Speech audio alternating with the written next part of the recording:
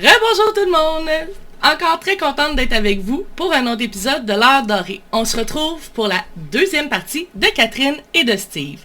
Donc, comme vous l'avez écouté il y a 2 semaines, nous parlons de sujets concernant l'enseignement, le retour à l'école et bien sûr, leur parcours scolaire à eux, leur parcours de vie. Donc, je vous laisse poursuivre votre écoute sur cette deuxième partie et on se revoit dans 2 semaines. Au revoir! J'ai un petit extrait au fond d'écouter et je vais avoir votre opinion, votre feedback au fond suite à cet extrait-là. Les aimeras pas toutes, tu sais.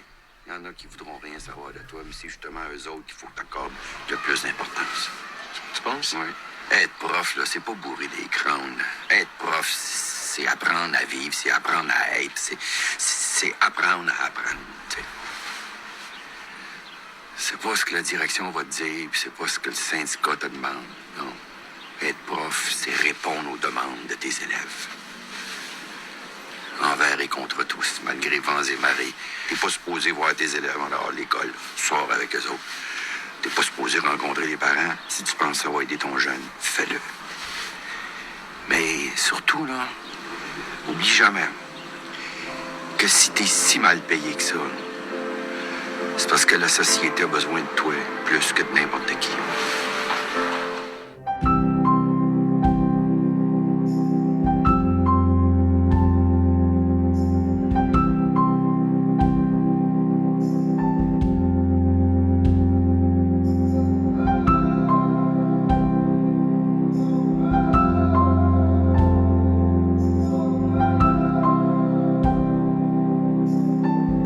Le Mauve vous présente l'Heure dorée.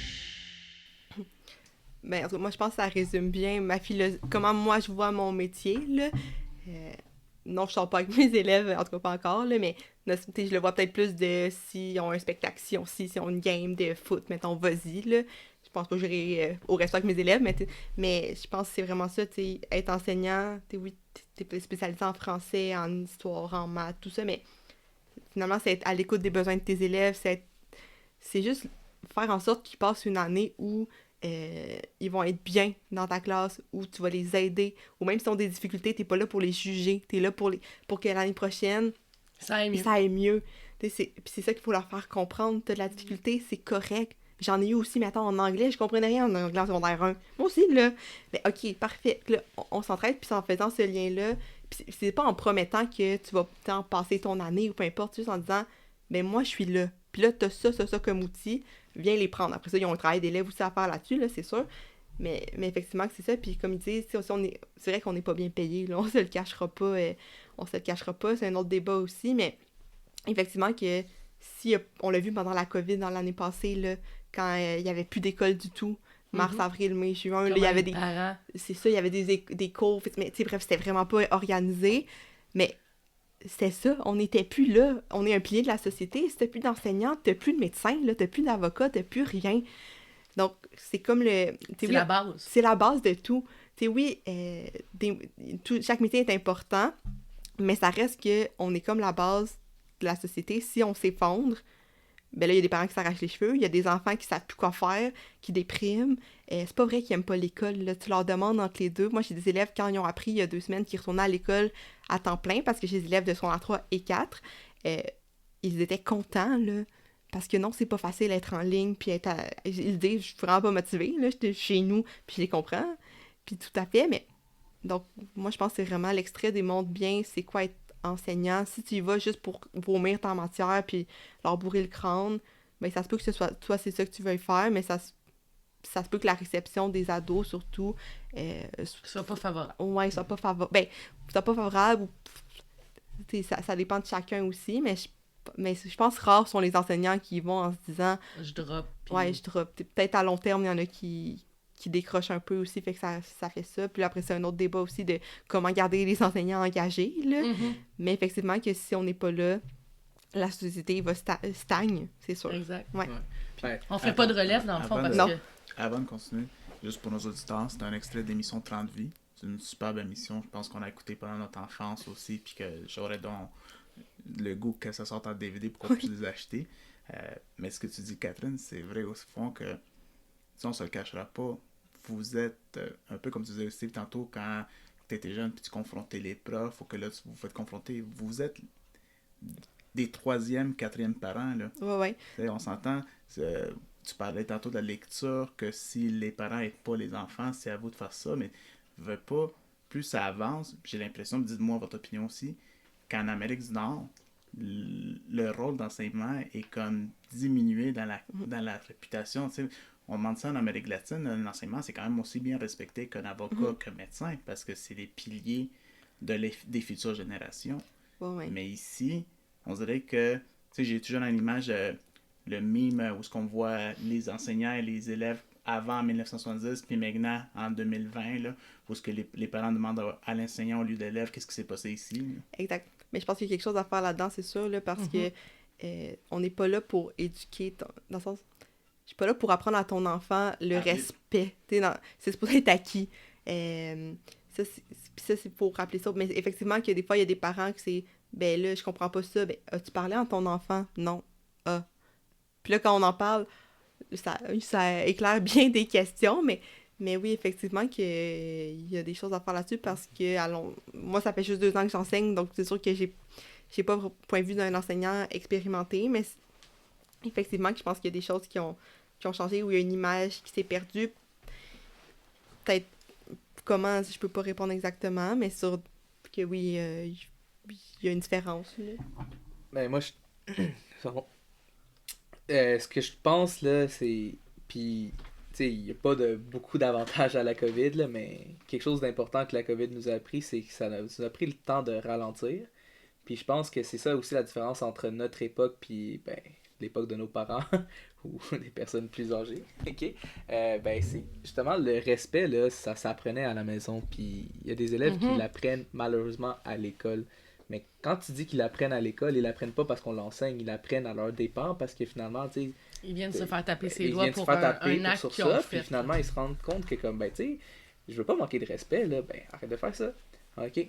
Mais je le savais pas. Mais il faut l'apprendre. C'est ça. Mais c'est ça, comme Catherine a dit, c'est pas à nous d'apprendre ça, là. C'est pas moi qui dois t'apprendre que tu dois te laver les mains quand tu sors des toilettes. C'est pas moi qui dois t'apprendre que tu me dis bonjour en entrant parce que moi, je te dis bonjour, tu réponds mon bonjour. Puis, tu sais, ça peut paraître vraiment comme simple, là, mais moi, c'est quelque chose que, dès le début, là, je reste à la porte, bonjour. Puis il y a des élèves qui rentrent, puis ils disent pas bonjour. Puis il y en a d'autres qui disent bonjour. Il y en a qui te saluent la tête. Mais plus ça avance, plus il y en a qui disent bonjour tout le temps.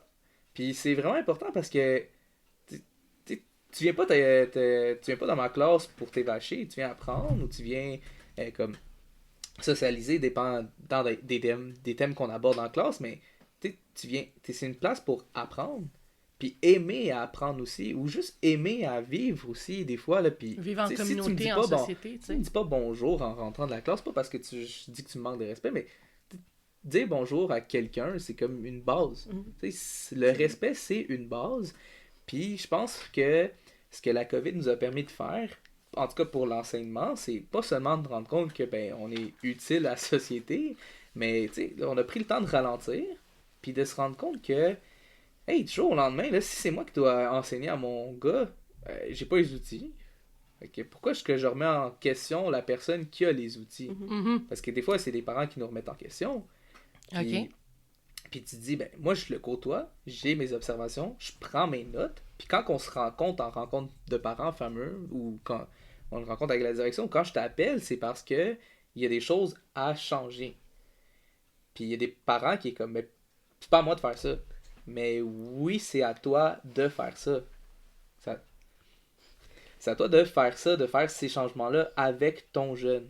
OK? Puis il y a des parents qui se disaient, mais pourquoi je paye l'école alors sinon? Ben, premièrement, l'école publique, c'est gratuit. Fait que tu peux pas dire ça. Puis même si tu la payes, ben, encore plus. Si c'est un investissement, ben, prends-en soin. Puis il y a des parents qui, justement, ils laissaient tout ça aller. Puis là, la COVID a tout arrêté. Puis ils ont comme frappé le mur. Puis dit, hey, c'est donc même beaucoup de choses. Hein. Tu fais du français, des maths, des sciences, de l'histoire. Je peux pas t'aider à tout ça. Puis ton prof est pas là. Comme dans les premières semaines du COVID. Puis là, tu te rendais compte que j'ai hâte qu'ils retournent à l'école. Là. Puis, t'as d'autres élèves, finalement, que eux aussi se sont réveillés. Puis comme, hey, c'est foutrement important, l'école, parce que moi, je suis chanceux en ce moment, je suis une clientèle privée. Puis, l'école offre un iPad à tout le monde, mais depuis longtemps. Fait que c'est quand même un iPad, là. C'est quand même un outil important. Puis tout le monde a ça, puis ils sont déjà habitués à ça. Mais j'ai des collègues dans les écoles publiques que justement, ils se font le gouvernement a fait en sorte que tout le monde puisse avoir une sorte d'iPad ou mini-ordinateur, mais t'as des élèves, ils n'ont jamais travaillé avec ça. Puis là, ils se disent, ben là, les parents sont comme, ton prof t'a pas montré, mais, on le voit une journée sur 2. Puis, tu sais, c'est pas au prof de me montrer comment utiliser l'ordinateur. Lui, il doit donner la matière puis s'adapter en plus. Fait que c'est comme aux parents. Puis là, ils sont comme, non, c'est pas moi. Mais malheureusement, ça l'est. Puis là, en plus, il y a des jeunes qui réalisent que comme, tu sais, est-ce que je pourrais tout le temps être à l'école? Tu sais, je peux-tu être le seul de ma classe? Pourquoi? Parce que chez moi, on est 4 enfants. Puis on n'a pas de bureau. Tiens, c'est des élèves du primaire secondaire, tu te donnes pas un bureau nécessairement. Là. C'est pas tout le monde qui a cette chance-là d'avoir une pièce tout seul à apprendre. Ou que l'espace dans sa chambre pour accueillir Aussi. un bureau. Parce que Mais des non, fois, lit, table de chevet, on a fait le tour. Là. Ouais. Puis, tu sais, malheureusement, il y en a qui maintenant ils travaillent à la maison. Puis ils entendent le cours de leur enfant aussi, de leur deuxième enfant. Puis t'es comme, hey, la maison est pas si grande pour que tout le monde soit sur leur laptop à apprendre constamment. Puis, hey, il y en a qui sont sur la table de manger, il y en a qui vont dehors, il y en a qui sont devant leur salon, puis là tu te dis, t'es pas supposé être sur ton salon, c'est pas une période récréative, puis eux te disent vraiment honnêtement, j'ai pas d'autre place où aller. Je peux pas être dans ma chambre, il y a juste mon lit, puis il y a pas de bureau. Ok, fait que t'es devant ta télé, fait que faut pas que tu sois déconcentré, faut pas que tu regardes tes jeux, faut que tu écoutes ton cours, puis là il y a des parents qui se rendent compte que, oh my god, la job est pas facile, là. Mais la job elle a jamais été facile, là. Nous on a 34 élèves, 36 élèves, là. Puis imagine avoir à enseigner ça à distance. Là, il y a des parents qui vont mettre plus de respect à la profession enseignant, mais je pense que le respect était parti parce qu'on avance tellement vite comme société qu'on prenait tout par acquis, là. Puis justement, l'enseignement, comme l'extrait le dit, c'est comme, tu sais, nous, on fait pas juste bourrer l'écran, là. Moi, j'appelle les parents dans mon temps. Quand, ils réalisent pas que quand il est 4h30... dans ton cours, t'as pas le temps, là. Ils réalisent pas que quand il est 4h30, c'est, tu sais, je t'appelle parce que je veux que ton jeune aille mieux dans mon cours. Mais toi, t'as fini Je ta journée. t'appelle parce qu'il file pas dans mon cours. Je veux savoir qu'est-ce qui se passe pour l'aider lui. L'aider lui, là, à la fin du compte, là, que si mes élèves passent tout ou passent pas, ça change rien à mon salaire, là. Il y a combien de personnes... Là, à la fin du mois, Il y a là. combien de personnes qui font du 9 à 5 pour... moi, tant que je fais ma job, c'est correct, là. Je m'en fous que ce soit la meilleure ou que ce soit la pire. Tant qu'elle soit stable, correct, adéquate. En tant qu'enseignant, on peut pas rentrer puis se dire ça. On peut pas dire que moi, j'ai fait mon cours, je m'en vais. C'est pas comme ça. Ils ont des besoins. Nous, on répond à leurs besoins, autant psychologiques, autant académiques, autant comportementaux. Puis, tu sais, c'est tellement des jobs que c'est pas sur notre temps, là, des fois, là. C'est fou comment quand on parle de la paye, c'est pas parce qu'on est mal payé, genre comparé à d'autres professions, c'est qu'on est mal payé pour tout ce qu'on fait de plus, là. Les heures supplémentaires à la Ouais. maison. Les heures supplémentaires, mais aussi le travail. Parce que, tu sais, en tant qu'enseignant, ils nous voient, puis t'es le prof de maths, t'enseignes des maths, mais à la fin, c'est pas ça qui arrive, là. Moi, je t'appelle pour savoir comment il va. Tu sais, si il me dit en classe, tu sais, genre, j'ai perdu ma grand-mère. Puis là, genre, tu fais un suivi avec les parents, tu sais, il m'a ouvert à ça, est-ce que, tu sais, il y a d'autres choses que vous pouvez me dire pour, comme, l'aider lui, ou quand tu le réfères à un intervenant pour justement l'aider, c'est pas dans notre tâche, là, c'est pas écrit comme, tu regardes tous les sentiments de tes élèves, on le Non, fait c'est de ça. bon cœur, là, puis, tu sais, on n'est pas payé pour ça, puis on demande pas d'être payé pour ça, mais c'est important à un moment donné d'être reconnu aussi, parce que les heures supplémentaires, c'est pas j'ai fait un 10 heures samedi, finalement, je suis rentré à la job. Payer temps double, tu Tu sais, payer temps double, c'est pas ça. Moi, je me rends compte que mon cours est difficile pour une majorité. Je le change au complet. Tu sais, c'est mon temps sur moi. Puis là, je donne d'autres exemples où je cherche une activité pour aller les chercher. Ou, dans d'autres cours, je cherche comme une activité parascolaire. Par exemple, peut-être en français, tu lis un livre. Le livre est vraiment intéressant. On va voir la pièce de théâtre là-dessus. Mais tu sais, il n'y a pas... C'est pas comme dans le programme, telle pièce de théâtre va avec tel livre. C'est des enseignants qui se sont dit... On va faire la recherche. On puis fait la va- recherche, puis ça marche vraiment bien. Ce livre-là est vraiment intéressant. C'est un propos que... pas un propos, mais comme Un sujet. un sujet qui les intéresse. Puis là, toi, tu fais des heures supplémentaires pour comme, OK, je te donne ça comme projet à l'école. L'école APSET. Parfait. Là, je m'organise avec les autobus. Parce que là, des fois, genre, tu te dis, moi, j'ai peut-être tant de groupes. mais je parle à un collègue, lui aussi veut venir. Fait que tu travailles en équipe maintenant. Mais c'est pas dans ta tâche de faire ça. C'est parce que tu cherches à rendre le cours Intéressant. tellement plus intéressant. Puis il n'y a personne qui te reconnaît là-dessus. À la fin de l'année, nous, on n'a pas comme... Puis c'est pas ça le but non plus, mais on n'a pas comme « Ah, voici tel employé a fait ça. » Tu sais, c'est fou comment... Le prof qui s'est démarqué Ouais, de c'est l'année, ça. tu sais. Ouais, c'est ça. Mais c'est fou comment que au secondaire, tu as des certificats où ta note est importante, cégep, tu as une note, l'université, tu as une note. Puis là, nous, en étant en stage, on se fait dire bravo, c'est un succès. Puis là, tu arrives en enseignement, puis tu as beau avoir une belle année, ça se peut qu'il y ait personne qui dise bravo. Comment comparez-vous le respect de la profession il y a 10 ans à maintenant? Ben, je pense surtout que... C'est parce avant, je pense qu'on... Puis je veux pas dénigrer, mais je pense que comme justement, comme tu dis, quand tu manquais de respect à un enseignant ou dans un cours ou que tu faisais quelque chose de mauvais à l'école, on appelait chez vous, puis là, on disait, mais tu sais, tu devrais pas faire ça, ou on te chicane parce que tu as fait ça, mais parce que, tu sais, c'est important l'éducation. C'est important ce que tu apprends à l'école, puis là, je pense que ce qui arrive aujourd'hui, c'est que ben j'ai pas le temps de ça. Fait que c'est comme si quand on appelle à la maison, on en dérange certains. Mais là, c'est pas qu'il nous manque de respect à nous, c'est qu'il accorde moins d'importance à l'éducation, ce qui est comme faux parce que tout le monde doit passer par l'éducation. Puis là, la question typique des élèves, par exemple, c'est de dire ça va me servir à quoi? Mais tu sais, les élèves posent pas ça parce qu'ils veulent savoir ça va te servir à quoi. Ils posent ça parce qu'ils disent, ben tu sais, dis-moi honnêtement, ça va me servir à quoi les mathématiques secondaire 3. Puis là, on va pas commencer à regarder la chose comme, ok, tu sais, quand tu apprends une fonction, ça va te servir à ça dans le supermarché. C'est pas ça le but, c'est que tout le monde passe par cette éducation pour se développer en tant qu'humain. Parce que oui, tu viens apprendre une matière, mais tu viens aussi socialiser, dans le sens que tu apprends à vivre en société. Puis tu apprends aussi les autres valeurs importantes. Tu sais, l'empathie, ça s'en prend à l'école aussi, ça s'en prend à la maison. La générosité, quand on a des cueillettes de fonds ou une semaine pour une certaine cause, peu importe, il y a des élèves qui sont plus poussés à ça parce que ça vient les chercher, parce qu'ils sont plus généreux. Mais tu as aussi la détermination parce que l'école, finalement, t'apprend, ok, toi, j'ai besoin que tu aies 70 partout si tu veux être dans l'équipe de foot. Puis là, tu es comme, ben, moi, le foot, ça me permet d'être discipliné. Puis là, en plus, j'ai besoin de mes maths, puis de mon français, puis de toutes les autres matières pour jouer au foot. Ben là, parfait, j'y vais. Mais on dirait qu'il y en a qui accordent de moins en moins d'importance à l'éducation. Puis si en tant que parent, t'en accordes moins, ben ton jeune va suivre ce que tu lui montres. Fait que pour le jeune, lui, il dit, ah ben tu sais, mes parents trouvent pas que c'est trop important, mais tes parents travaillent déjà. Toi, t'es pas encore à ce stade-là. Tu sais, ça se peut, puis il n'y a aucune honte. Là. Secondaire 3, tu le finis, puis là, tu dis, ben, tu sais, je suis pas à l'aise à l'école, je veux faire un DEP comme mon père. OK? Mais tant mieux, tu sais, tu as fait ta partie d'éducation, puis là, tu peux aller faire ton DEP. Mais nous, tout ce qu'on dit, c'est, admettons que ça marche pas, le DEP. Faut quand même peut-être ton secondaire 5, faut que tu sois éduqué dans d'autres choses, parce que toi aussi, il va falloir que tu te revires. Faut que tu fasses autre chose, mais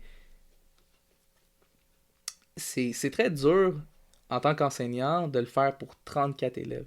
Fait que c'est pour ça que c'est aux parents aussi de donner leur part, de donner l'importance à l'éducation, puis de faire comprendre, c'est pas parce que tu vas aller à chaque fin de semaine au chalet que genre la vie est faite, là, non, tu sais, aussi, faut que tu travailles, puis pour travailler, tu as besoin de cette éducation-là. Puis, ben, c'est pas parce que tes parents, ils travaillent déjà, puis qu'eux, ils ont plus besoin d'école que c'est ton cas, t'es le jeune encore. Puis je pense que c'est là où est-ce qu'il manque de valorisation à l'éducation. Là, ça, c'est mon opinion, mais après 4 ans, c'est ce que je réalise un peu. Parce qu'en effet, c'est vrai, c'est pas juste les maths qui sont contestés. Pratiquement n'importe quelle matière est contestée, que ça soit moral, que ça soit français. Combien de fois on n'entend pas quelqu'un dire « Ouais, mais j'ai pas besoin de parler bien français pour me faire comprendre. Oui. Tu sais, combien de fois on n'entend pas dire les gens dire « Oh, ben là, j'ai pas besoin d'avoir un bon français pour être crédible. » Ben, c'est une façon de se présenter. Mais je pense aussi que il y a beaucoup de jeunes qui ont leur pensée magique parce que, mettons, dans mon temps, j'ai fini mon secondaire en 2013, là, mais puis primaire 2008, on avait la possibilité de redoubler là, si ça allait pas, ou bref, il y avait d'autres alternatives, mais maintenant, c'est plus comme, ah ben, t'es à 57, cours d'été, tu passes, mais moi, j'ai des élèves, des fois, qui ont un niveau là, facile, 3e année primaire, là. Il y a des acquis qui n'ont pas été faits, puis ils ont 15 ans. Donc là, tu te dis, attends, il y a quelque part où on t'a perdu, ou je sais pas, mais... Puis on dirait que dans leur tête, ils ont la pensée magique de se dire, ouais, mais je passe de toute façon, je vais passer, moi, aller en secondaire 4 l'année prochaine, en secondaire 5 l'année prochaine. Ouais, parce que là, il redouble plus. Hein? Non, c'est ça, pas vraiment. Surtout, là, rendu à cet âge-là, on dirait qu'il n'y a plus beaucoup de possibilités, là, de ce qu'on peut faire pour eux, mais c'est dommage, parce que ils ont tellement de difficultés que là, ils sont pris, ils comprennent plus, l'estime de soi prend un coup aussi. Puis l'affaire, c'est... Puis oui, il y en a aussi des fois que c'est vraiment, ben, de toute façon, je vais passer, fait que autant faire le minimum. Donc là, c'est des valeurs aussi, mais moi, ce que je leur dis des fois, c'est, ouais, mais au cégep, là, c'est plus ça. Mettons que toi, t'es comme moi, je m'en vais, je sais pas, je vais être dentiste. Si t'as pas les notes pour, t'es pas pris.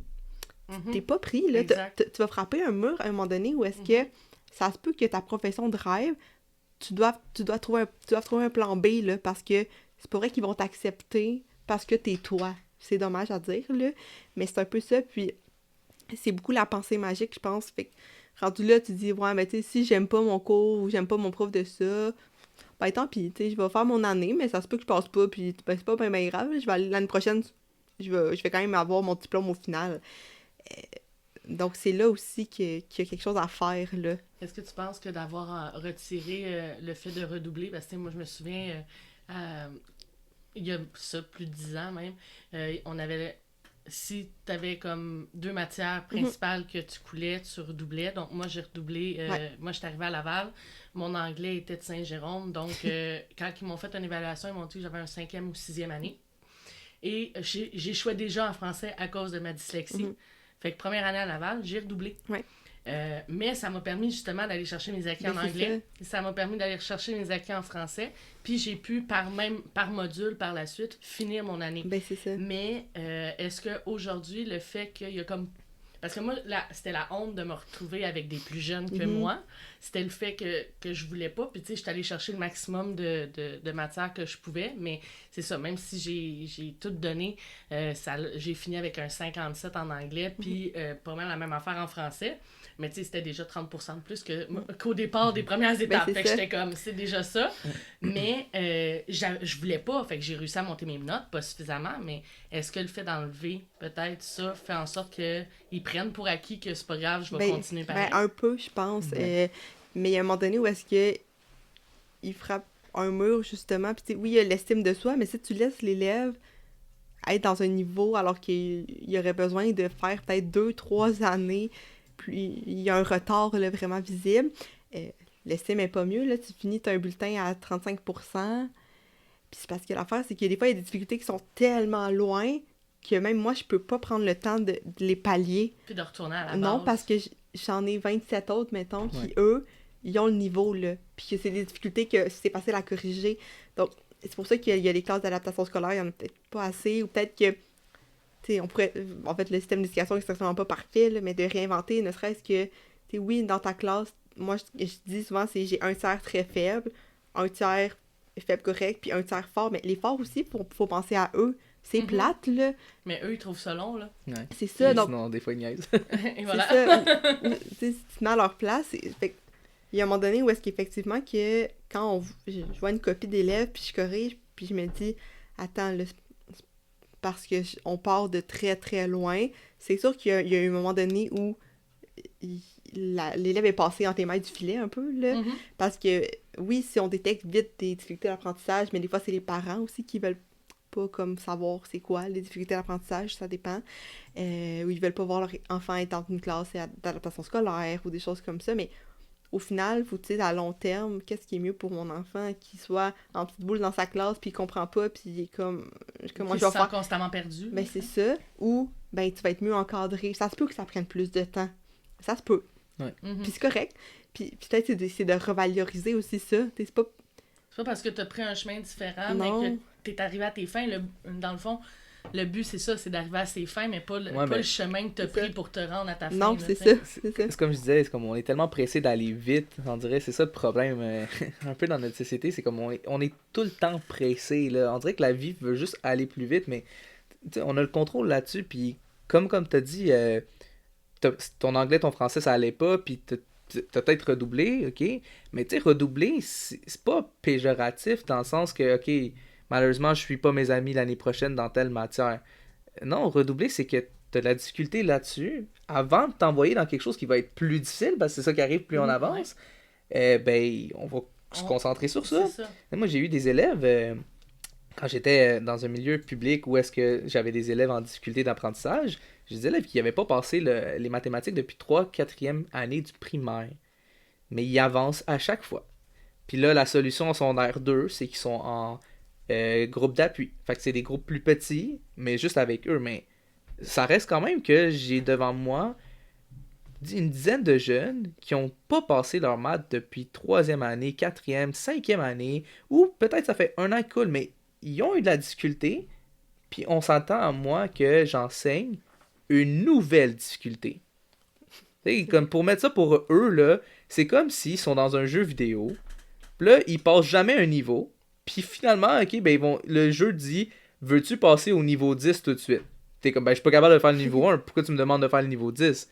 T'sais, le jeune, il va jamais dire oui, il va dire, ben non, je vais aller chercher comment finir le niveau 1, sinon le niveau 10, ça va être ben trop difficile. C'est une belle Ben, image, ça. là, dis ça en éducation. Ok, ben là, on est en secondaire 3, t'es à 50% depuis le début de l'année, qu'est-ce qu'on peut faire? Ben, tu sais, monsieur, l'algèbre, j'ai jamais catché ça. Mais qu'est-ce que tu fais ici? Ben, je monte. C'est ça. On va Mais chercher mon t'sais, diplôme. quand tu dis ça de même, c'est ben donc ridicule. Ben, c'est ça qui se passe. Puis, Mais- tu sais, nous, le but, là, c'est... des fois, il y a des enseignants qui se rendent pas compte que, regardez, t'as 58, m'a le faire passer. On sait pas, tu te rends pas compte que si il comme ça dans toutes ses matières, tous ses profs disent ça, puis il se retrouve en secondaire 3 avec aucun outil là, prêt pour le reste de l'année. Tu sais, de 1 à 5, le but, c'est pas de matière, c'est que tu développes des outils pour qu'en 5, que ce soit en français ou en maths, quand tu vas choisir de quoi au cégep ou dans ta vie future, tu as les outils pour telle situation. Ok, moi c'est vraiment littéraire. Ok, ben tu as besoin de plus d'outils en français, c'est correct que tes maths sont moins ta force, mais il faut quand même que tu les fasses parce que tu sais pas si tu as la piqûre d'autre chose. Tu sais, si finalement, moi j'ai eu des élèves aussi dans un stage où est-ce que ils revenaient à l'école. Fait que c'était dans une école pour adultes. Alors, moi, ça faisait 3 ans que cet élève-là, il travaillait 40 heures semaine. Puis il a dit, moi, il faut que j'aille chercher mon secondaire 5 parce que je veux aller au cégep pour être comme contre-maître. Puis c'est comme, ok, parce que tu as de l'expérience en construction, tu es allé travailler, c'est correct. Mais là, qu'est-ce que tu refais? Tu reviens chercher un secondaire 5. Puis chapeau qu'il fasse ça, qu'il réalise qu'il a besoin de ça. Mais imagine si, à l'école, il avait l'avait déjà fait, tu sais, il serait pas dans cette position-là. Puis on Parce que là, pense ils aussi sont à à, l'âge. ils sont à 21, 22, 20 ans, là. T'sais, fait que là, ils ont pas papa-maman. S'il y a quelque chose, c'est pas la direction qui va t'appeler chez les parents, c'est Non. toi qui s'en gère. Puis les élèves, il y a des élèves qui réalisent pas que, justement, ils sont tellement pressés d'être indépendants, mais indépendants, ça sont l'autre responsabilité que si tu restais à l'école, si tu écoutais, ben, qu'on aurait pu en parler, tu aurais pu apprendre. Parce que c'est sûr que, il y a beaucoup comme pas le stéréotype, mais comme l'image où est-ce que, ben oui, mais pourquoi j'ai jamais appris à faire mes impôts à l'école? Mais c'est comme, ok, oui, mais pourquoi tu l'as jamais demandé non plus? Hein? Parce que tu savais pas que les impôts ça allait être difficile. Parce que t'étais tellement concentré à juste passer un truc, mais nous on doit ralentir, l'école doit ralentir parce que c'est tellement important pour les jeunes de prendre leur temps, d'avoir bien passé une matière. Là. Puis moi, je suis d'avis que tu coules, mettons, secondaire 2, ton anglais, puis t'es en 5, puis t'es encore en secondaire 2 d'anglais, ben il faut que tu le fasses, ton anglais, puis il faut que tu le passes, là, parce que tu peux pas cracher là-dessus, parce que si de jour au lendemain, tu as une opportunité d'emploi, mais c'est dans un milieu où est-ce qu'ils parlent plus anglais, ben tu te dis, oh non, mais je vais pas le prendre, mais tu sais pas qu'est-ce que la vie t'attend, fait que c'est tellement important, puis d'avancer en toujours faisant passer tout le monde, là, ben ça se retrouve que ton élève qui avait pas les outils pour le niveau 10, ben sont 10 à pas avoir d'outils, fait qu'ils peuvent même pas s'entraider ensemble, là. T'es juste tout seul avec ceux qui manquent d'outils. Ça, c'est triste là, à voir, là, parce que t'as des élèves qui sont déçus. Là. Parce qu'à un moment donné, oui, c'est de la motivation, là, comme quand t'étudies ou pas, mais quand tu crois même plus en toi-même, là, ça, c'est autre chose. Là, parce que motivé à comme, ok, je vais me donner un coup de pied dans le cul, puis je vais faire le travaux avec mes amis, ou genre, tu sais, je vais lire mon livre, ou je vais faire mes exercices de maths, oui, ça, mais quand t'échoues, mais tu fais juste avancer. Puis là, on te dit, mais il faut que tu réussisses. Ouais, mais je fais juste échouer puis j'avance. Ouais. C'est quoi cette image-là? T'es démotivé de toi-même parce qu'on te dit, ben, t'as écoulé, mais tu passes. C'est comme, c'est pas... Tu sais, il y a pas de gain à ça. Tandis que si je te dis, regarde, tu l'as pas cette année, l'année prochaine, on le refait. Mais regarde, là, t'as des outils pour l'année prochaine, pour ce même niveau-là. Ouais. T'as plus de chances de réussir, là. Puis si tu réussis, tu vas avoir de la... Comment tu dis ça? La Mais fierté. de la fierté, parce que tu l'as fait par toi-même. Exact. Tu sais, tu l'as fait par toi-même avec l'aide de tes enseignants, mais tu l'as fait. Ouais, Puis là, tu peux sais, passer à un autre. Puis tu sais, tantôt, tu disais justement, ça donne une fierté, mais ça donne aussi des outils supplémentaires. Quand moi, j'ai redoublé, j'ai quand même refait mes maths. Ouais. Mais mes maths, j'avais 90. J'ai refait ma bio, j'avais 95 en bio, Ben, c'est ça. puis en géo. Mais quand je les ai faites, ben, les questions bonus, je les ai eues, tu sais. C'est ça. Fait que j'avais 105, ou Ouais. tu sais, en maths, la même affaire, tu sais, j'étais Mhm. plus haute, mais en même temps, ça m'a donné des outils supplémentaires que le reste, sur l'art 4 et 5, mes maths, Ben est oui, c'est encore facile. plus facile parce que la matière, je l'ai pas juste maîtrisée à 80 comme l'année d'avant. Là, je la maîtrisais à 90-100%, tu sais. Mhm. Fait que quand tu repasses à l'autre d'après, tu fais comme, OK, mais là, OK, Ouais. c'est plus facile. Puis on Ben- dirait que ça donne un boost de motivation, mais d'enlever, comme tu dis, la conséquence d'échouer, puis de dire tu passes pareil, ben c'est ça tu dis, il n'y a pas les outils pour continuer. Mais comme je dis, quand j'ai enseigné à des jeunes que ça faisait de 3 4e année du primaire qui coulaient, là, puis qui arrivent à avoir un 60% par eux-mêmes, là. Mhm. Hey, la fierté dans le regard de ces jeunes-là qui réussissent, que ce soit un mini-test, là, ils réussissent ça, puis ils sont comme, hey, c'est la première fois que je passe en maths, là. Je suis tellement content, là. Ou il y en a un que, tu sais, il est venu me voir, puis c'est comme, j'essaye, monsieur, mais j'y arrive pas. Puis moi, je lui ai dit, hey, on va l'appeler Guillaume, là, on va dire. Puis j'ai dit, Guillaume, tu réalises ça qu'en ce moment, t'as 55%. Puis il dit, ouais, tu sais, je sais, mais je comprends pas pourquoi j'y arrive pas. Mais ouais, mais Guillaume, l'année passée, là, t'as que des 30-40%, là. Puis c'est notre première évaluation, t'étais à 55%, là.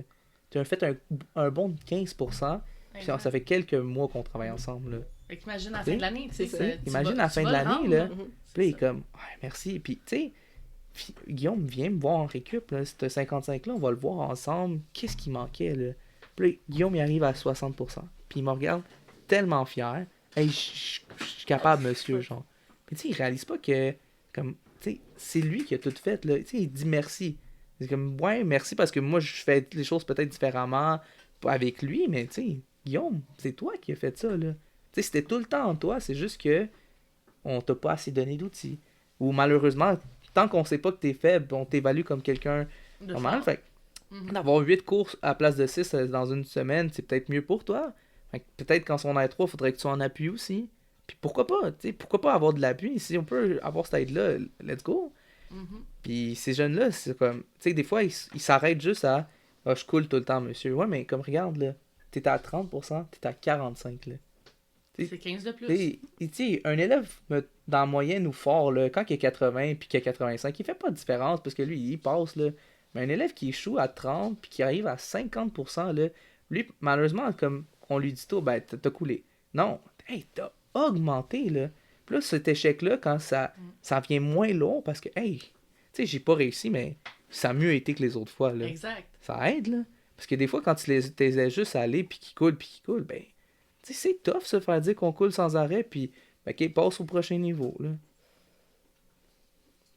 Mis à part votre matière choisie, quelle valeur et quel enseignement désirez-vous partager à vos élèves?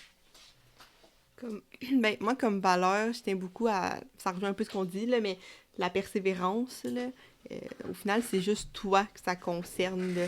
Comme on dit un peu, ça reste que c'est toi à la fin qui dois aller chercher ton diplôme d'études secondaires. Donc, si tu prends un échec puis t'es comme « Ah, ben là, je suis pas bon », Ou tu te fies à la moyenne de la classe. ouais, c'est aussi la moyenne. Fie-toi à ta moyenne à c'est ça, toi. toi, à un moment donné, puis ça se peut que toi, t'aies à travailler 3 fois plus fort pour telle matière, mais peut-être que dans l'autre matière, c'est super facile, puis c'est correct. Tu peux pas être pareil que ton ami, puis que l'autre, puis... Donc, je pense que le fait d'inculquer que si t'as un échec, c'est plus difficile, puis moi, c'est un peu des valeurs que mes parents m'ont transmises, c'est prends ça, puis remonte-toi, parce qu'au final, c'est juste toi qui fais ta chance, là. Ouais. Puis plus tard, tu vas t'en servir aussi, ne serait-ce que hey, tel emploi, je le veux vraiment, ben va le chercher, tu sais. personne va te dire « Hey, veux-tu travailler à tel poste dans une entreprise? » Non. Ça se peut que oui. Mais après ça se peut que tu doives aussi faire ta place. Donc, fais-la. Puis si dès ton adolescence ou dès le primaire, tu comprends que ben pour avoir ce que je veux, faut que j'aille le chercher, faut que je travaille, ben ça va suivre toute ta vie. Fait que c'est comme beaucoup de la persévérance, puis le fait que ben... Faut travailler pour obtenir ce qu'on veut. Exactement. Ouais. Moi aussi, sa persévérance, mais je l'utilise tellement plus dans mon exemple quand on me pose la question, les élèves, ils me disent Monsieur, ça va nous servir à quoi, ça, une fonction sinusoïdale là, dans la vie? Puis je dis, mais comment est-ce que... Puis là, moi, je leur pose la question, je leur dis, là, la fonction sinusoïdale, on comprend rien, mais qu'est-ce qu'on va faire? On va voir les définitions, des exemples, mais toi, tu vas devoir faire quoi? Qui va faire les exercices au moins quelques fois pour les comprendre? Ben, tu lève la main. Fait que là, dans le fond, là, on sait pas c'est quoi les fonctions sinusoïdales. Pour le comprendre, on va faire beaucoup d'exercices, on va faire de la drill, on va se pratiquer, puis là, on va la comprendre. Puis là, quand tu me demandes à quoi ça sert, ben, tu sais, toutes les maths, ça sert juste à ça, à comprendre que si un sujet je connais pas, pour le comprendre, je dois driller, je dois me pratiquer. Puis là, je leur dis, qui fait ça? Dans les sports. Pour devenir meilleur, tu t'entraînes, tu te pratiques, puis tu deviens bon à une certaine chose. Dans ta job, là, quand tu vas faire les premières fois, là, tu veux pas changer. Mettons que tu deviens plombier, tu sais pas comment changer un tuyau, là, mais tu vas apprendre, tu vas te pratiquer, tu vas faire ça. Tu deviens richissime, là, tu deviens le PDG d'une compagnie, là. Tu penses-tu que juste en te pognant le bain, la compagnie va rouler? Ben non, tu vas travailler, tu vas avoir des employés, mais tu vas continuer à te forcer. Puis les maths, là, c'est la matière où est-ce qu'on le fait le plus, ça. Des exercices, plus j'en fais, plus c'est facile. Peut-être au premier, je l'ai, hein, comme il y a des sportifs qui ont du talent la première fois. Bravo pour ces élèves-là. Mais tu sais, c'est quoi, c'est 1 ou 5%? Ouais. C'est ça. Puis t'as d'autres élèves qui vont devoir en faire des exercices. Puis je dis, puis là, il y en a qui vont en faire, puis qui vont même pas réussir la première fois. Mais il faut pas se décourager parce que nous, en maths, on a l'avantage qu'on voit plusieurs notions différentes. C'est des chapitres, là. Fait qu'il y a peut-être un chapitre, c'est plus difficile, on se rattrape au prochain. Hein, qu'est-ce qu'une équipe de sport dit? On l'a pas eu cette game-là. Est-ce qu'on abandonne toutes les autres? Ben non, on continue puis la prochaine. Puis je dis, moi, les maths, là, c'est de la persévérance à l'état pur. Tant que tu fais pas tes exercices, ça se peut que tu vas jamais couler. Fais-en. Viens à mes récup. Pose des questions. Parle avec ton ami de maths. Tu mets des chances de ton côté. Comme un sportif, fais son entraînement. Fais ses étirements. Regarde des vidéos sur ça. Ben, c'est la même chose en maths, là. Fait que tant que tu persévères, tu mets les chances de ton côté, là. Fait que dans le fond, vous direz que ce que vous voulez transmettre en plus de votre matière, c'est vraiment aux jeunes la persévérance. Ouais. Ben oui, parce que quand tu persévères, ben la fierté va venir avec après. Là. Vous avez enseigné au public et au privé. Plutôt, je vous ai demandé la différence comme étudiant. À présent, votre point de vue en tant que professionnel. Ben, je pense que d'une école privée à l'autre, ça change aussi. En plus, ouais. Moi, dans le milieu où je suis, j'ai des élèves en difficulté, là. C'est pas des élèves forts, majoritairement, mais c'est une école privée quand même. Donc, on dirait que je retrouve une clientèle quand même du public, mais avec des fois juste... Ils ont des outils, ils ont leur ordinateur. Des fois, là, peut-être les parents sont plus présents. J'ai des intervenants sur place aussi. J'ai une direction très présente. Donc, ça aide beaucoup. Tandis que si j'étais au public, mais peut-être qu'il y aurait des outils auxquels mes élèves auraient moins accès. Mais majoritairement, c'est pas des élèves forts comme Steve a, par exemple. Moi, c'est des élèves qui doivent travailler très fort pour qui le français, c'est la 2e, 3e, 4e langue, parfois. Donc, c'est pas... c'est ça. Fait que c'est une clientèle qui se rapproche peut-être d'une école publique. Puis il y a des écoles publiques aussi qui ont des élèves plus forts aussi, là, ça dépend vraiment. Mais moi, mes élèves, c'est pas... c'est des élèves qui ont des difficultés, là, beaucoup. Ben, moi, je pense que c'est bien dit, là, parce que c'est différent d'une école privée à une autre, c'est différent. Puis c'est différent d'une école publique à une autre aussi. Là. C'est fou comment... je pense que la plus grosse différence entre le privé et le public, c'est seulement que les parents payent pour le privé. Fait que, veux pas, si ton parent paye, ben, il y a quand même un certain cadre à l'arrière de ça. Il y a quand même déjà un certain support, parce que il y a quelqu'un qui l'a payé ça. Tandis que, ben, au public, ça se peut qu'il y a un élève qui rentre chez lui puis qui se fait son propre souper puis qu'il voit pas son père ou sa mère parce qu'ils font des chiffres de nuit. Puis c'est plus... Il s'occupe de ses frères et sœurs. Ouais, ben ça se peut ça. Puis tu sais, c'est triste, là, mais ça se peut aussi au privé. Ça se peut aussi au privé qu'ils mettent tout leur temps pour t'envoyer à la meilleure école.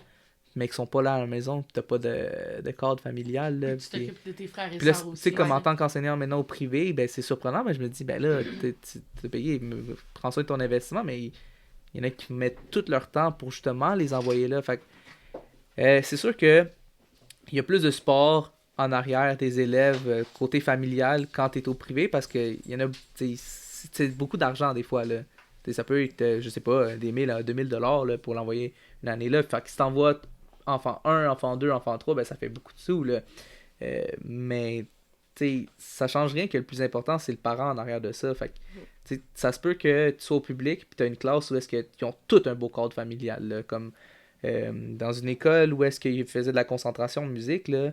Tu sais, ils sont en concentration en musique parce qu'ils veulent être en musique, pas parce que le parent les a obligés à être en musique. Tu sais, comme, ils ont le choix. Tu peux être soit en musique, en art ou régulier, ou en sport, mais justement, tu sais, oui, il y en a des fois qui obligent parce que c'est familial, peu importe, il y a des situations X, Y, là, mais tu sais, si t'es en musique, c'est tous des élèves en musique, là. Fait que c'est tout ensemble le même groupe. Fait que t'as peut-être moins de difficulté avec ce groupe-là que dans un groupe, dans une école privée, qui sont tous en difficulté, puis qui ont rien de vraiment en arrière de ça, tu sais, puis ils ont pas de musique, ils ont pas rien, ils sont juste réguliers, là. Mais c'est sûr que pour l'avoir vécu, tu vois que ben, le sentiment d'appartenance est plus gros à date pour moi là, dans une école privée parce que ben, ils font plus d'activités pour les jeunes. Puis les jeunes participent. Tandis que moi, quand j'enseignais au public, ben, on essayait de faire des activités, puis il y a moins de jeunes qui participaient, mais je pense parce que on n'allait pas les chercher dans... mettons, on n'allait pas les chercher dans leur intérêt parce que tu sais, une école privée, tu sais, les parents ne veulent pas, vu que c'est des établissements, ben, ils magasinent l'école privée. Puis là, tu vas, ben regarde, cette école privée-là vient plus te rejoindre toi parce que regarde quelle activité ils proposent, regarde qu'est-ce que on pourrait faire. Tandis que dans une école publique, tu sais, à part les concentrations, musique, art ou sport, ben tu sais, il n'y a pas comme dans un magazine, l'école de quartier telle offre telle chose comme activité. Il n'y a pas ça. Fait que je pense que vu que tu peux choisir ton école privée, complément à un public, que ça, tu vas plus dans ton école de quartier, c'est peut-être là que, OK, au privé, il risque d'avoir plus de cadres familiaux en arrière qu'au public. Puis que, justement, ben, vu qu'on a choisi telle école, on sait qu'eux, ils ont l'activité annuelle d'orange. Tu sais, ils vendent des oranges, puis un thème orange, on va dire, puis je sais pas, tu sais, je dis ça n'importe quoi, mais... Le poisson d'avril, ouais, ça avait drôle. Ça avait drôle que, mettons, à l'autre école... En tant qu'élève, ouais. Vraiment. tu vas être plus Ouais, enclin à, justement, avoir un lien Mais d'appartenance. c'est ça, je pense que la différence majeure, là, pour résumer ce que tu as dit, là, c'est au public, ben, c'est ton école de quartier. Fait que même si tu as envie d'aller à l'autre école de quartier, tu peux pas. Il faut que tu ailles là parce que sinon on aurait trop d'élèves à telle école. Puis privé, ben, tu risques de l'avoir choisi. Il y en a que non, mais la majorité des élèves ont choisi d'aller là. Donc c'est sûr que le sentiment d'appartenance est plus présent.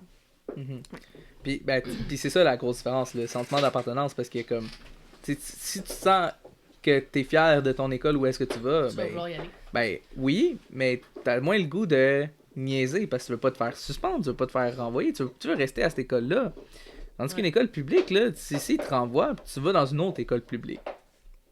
Ça change rien, là, tu vas vivre la même situation dans une autre école, là, parce que dans le fond, ça a juste changé que t'as plus de temps de transport en commun. Mais il y a des élèves qui choisissent leur école, puis que leur école est à Montréal, puis ils vivent à Laval. Mais ils ont choisi cette école-là, fait que le transport en commun, tu sais, c'est pas grave, là, c'est ça. Tandis que l'école de quartier, ben, tout le monde vit à 10 minutes de leur école.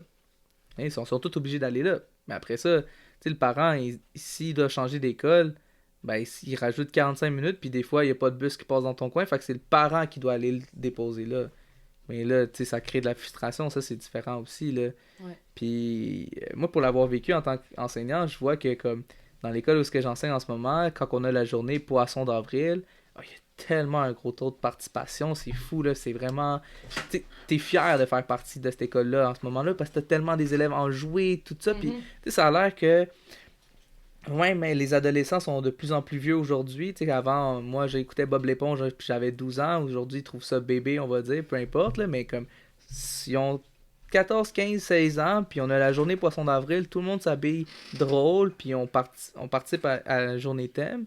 Puis quand j'étais dans une école publique, ben la journée thème, ben les gens ils voulaient juste s'habiller différemment, comme parce qu'il y a un uniforme, fait qu'ils veulent mettre leur linge d'habitude, puis c'est tout. Ils participaient pas aux activités, mais je pense que c'était différent aussi comment tu vas les chercher, parce que moi, mes élèves, je participais pas aux activités parce que je savais qu'ils allaient pas être là. Mais ce que je faisais, c'est que j'allais jouer au basketball avec eux. Parce que je savais que la majorité dans cette école-là aimait le sport. Fait que là, ils te voient jouer au basket, puis comme, c'est Monsieur Herrera, il joue avec nous. Puis là, on parle de ça. Là, à mon école actuelle, c'est, Monsieur Herrera est habillé drôle aujourd'hui, il a participé à la journée thème. Mais tu sais, le basketball, je peux faire ça dans n'importe quelle école. Ouais. La journée thème Poisson d'avril, je fais ça à telle école. Fait qu'autant pour eux que pour moi, j'aime mon école parce que j'ai participé à l'activité de mon école. Au public, je participe au basketball. Le basketball, il y a un terrain dans un parc à côté. On peut aller faire ça n'importe quand, là. Ouais. Fait que ça, c'est une grosse différence aussi, là. Puis est-ce que vous direz, en tant qu'enseignant, vous avez plus d'outils ou peut-être de budget pour autant privé que public? Est-ce qu'il y a une facette, soit au privé ou au public, qui vous permet d'avoir plus d'outils pour les jeunes? Comme je disais, moi, public, j'ai juste fait mes stages là. J'ai pas enseigné là temps plein. Là. C'est ma deuxième année où j'enseigne. Mais des fois, au privé, peut-être qu'on a plus... Mais ne serait-ce que les ordinateurs que les élèves achètent. Ouais. Mais c'est beaucoup en fonction de... Les parents ont des fois, c'est triste parce qu'ils ont les moyens de... Puis là vient le débat de... Est-ce que les écoles publiques... Est-ce que les écoles privées, c'est juste parce que les élèves qui n'ont pas les moyens d'aller là? Puis ceux qui ont les moyens, des fois, sont avantagés pour X raison à long terme, là. Mais toi, je sais pas, tu as plus enseigné au public aussi? Je dirais que... C'est sûr que si on y va dans l'aspect pandémie, là, moi, mon école privée avait déjà... Tous les élèves avaient déjà une tablette, là. Fait qu'on n'a pas eu à distribuer des tablettes. Okay. Tandis qu'au public, je l'ai entendu, puis j'ai fait le début de la COVID l'année passée. Au public, je savais qu'eux, il n'y avait pas de tablette. Fait que comment est-ce qu'on va faire? Il y a des élèves qui ont des ordis, il y en a d'autres que non. Puis c'est plate, malheureusement. Fait que, comme... je sais que j'ai... mon école privée, eux, ils ont attendu 2 semaines, à partir du fameux 13 mars. Ils ont attendu un petit 2 semaines peut-être. Là, 2 semaines peut-être, je suis pas sûr, mais ils ont tout de suite commencé. Tandis qu'au public, c'était sur une base volontaire, mais là, les élèves entendent que c'est volontaire, fait qu'ils participent pas. Puis nous, après, dans 1 mois, fait qu'au mois de mai, on s'est dit, voici l'horaire, puis là, on recommence. Fait que tu vois la différence que base volontaire, personne vient, puis là, on oblige tout le monde. C'est ça que le public a fait, parce que malheureusement, c'est pas tous les élèves qui avaient des tablettes. Puis c'est normal, parce que l'école est gratuite. Tandis qu'au privé, ils ont pas perdu de temps, puis ils ont fait l'enseignement, puis peut-être c'était moins bien parce qu'il y a des jeunes qui sont encore stressés. Fait que là, on recommence l'école comme si de rien n'était, à distance, c'est difficile. Fait qu'il y a toujours 2 aspects à la médaille, mais je te dirais que toutes les écoles ont des ressources, là. Faut pas non plus comme bâcher pour bâcher. Si je demandais pour un projet des sous, je les aurais, peu importe dans le milieu que je suis. Mais je te dirais que j'ai moins besoin de le demander au privé parce que souvent, ils sont déjà là, ces outils-là. Mais si je les demandais au public, ils seraient là encore. Là. L'école, c'est l'école, puis on va toujours penser aux jeunes en premier. Fait que peu importe qu'on est là pour les aider, ils vont nous épauler dans tous les milieux.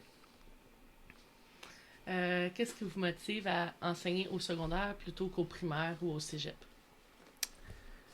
Moi, c'est parce que je voulais travailler avec des gens.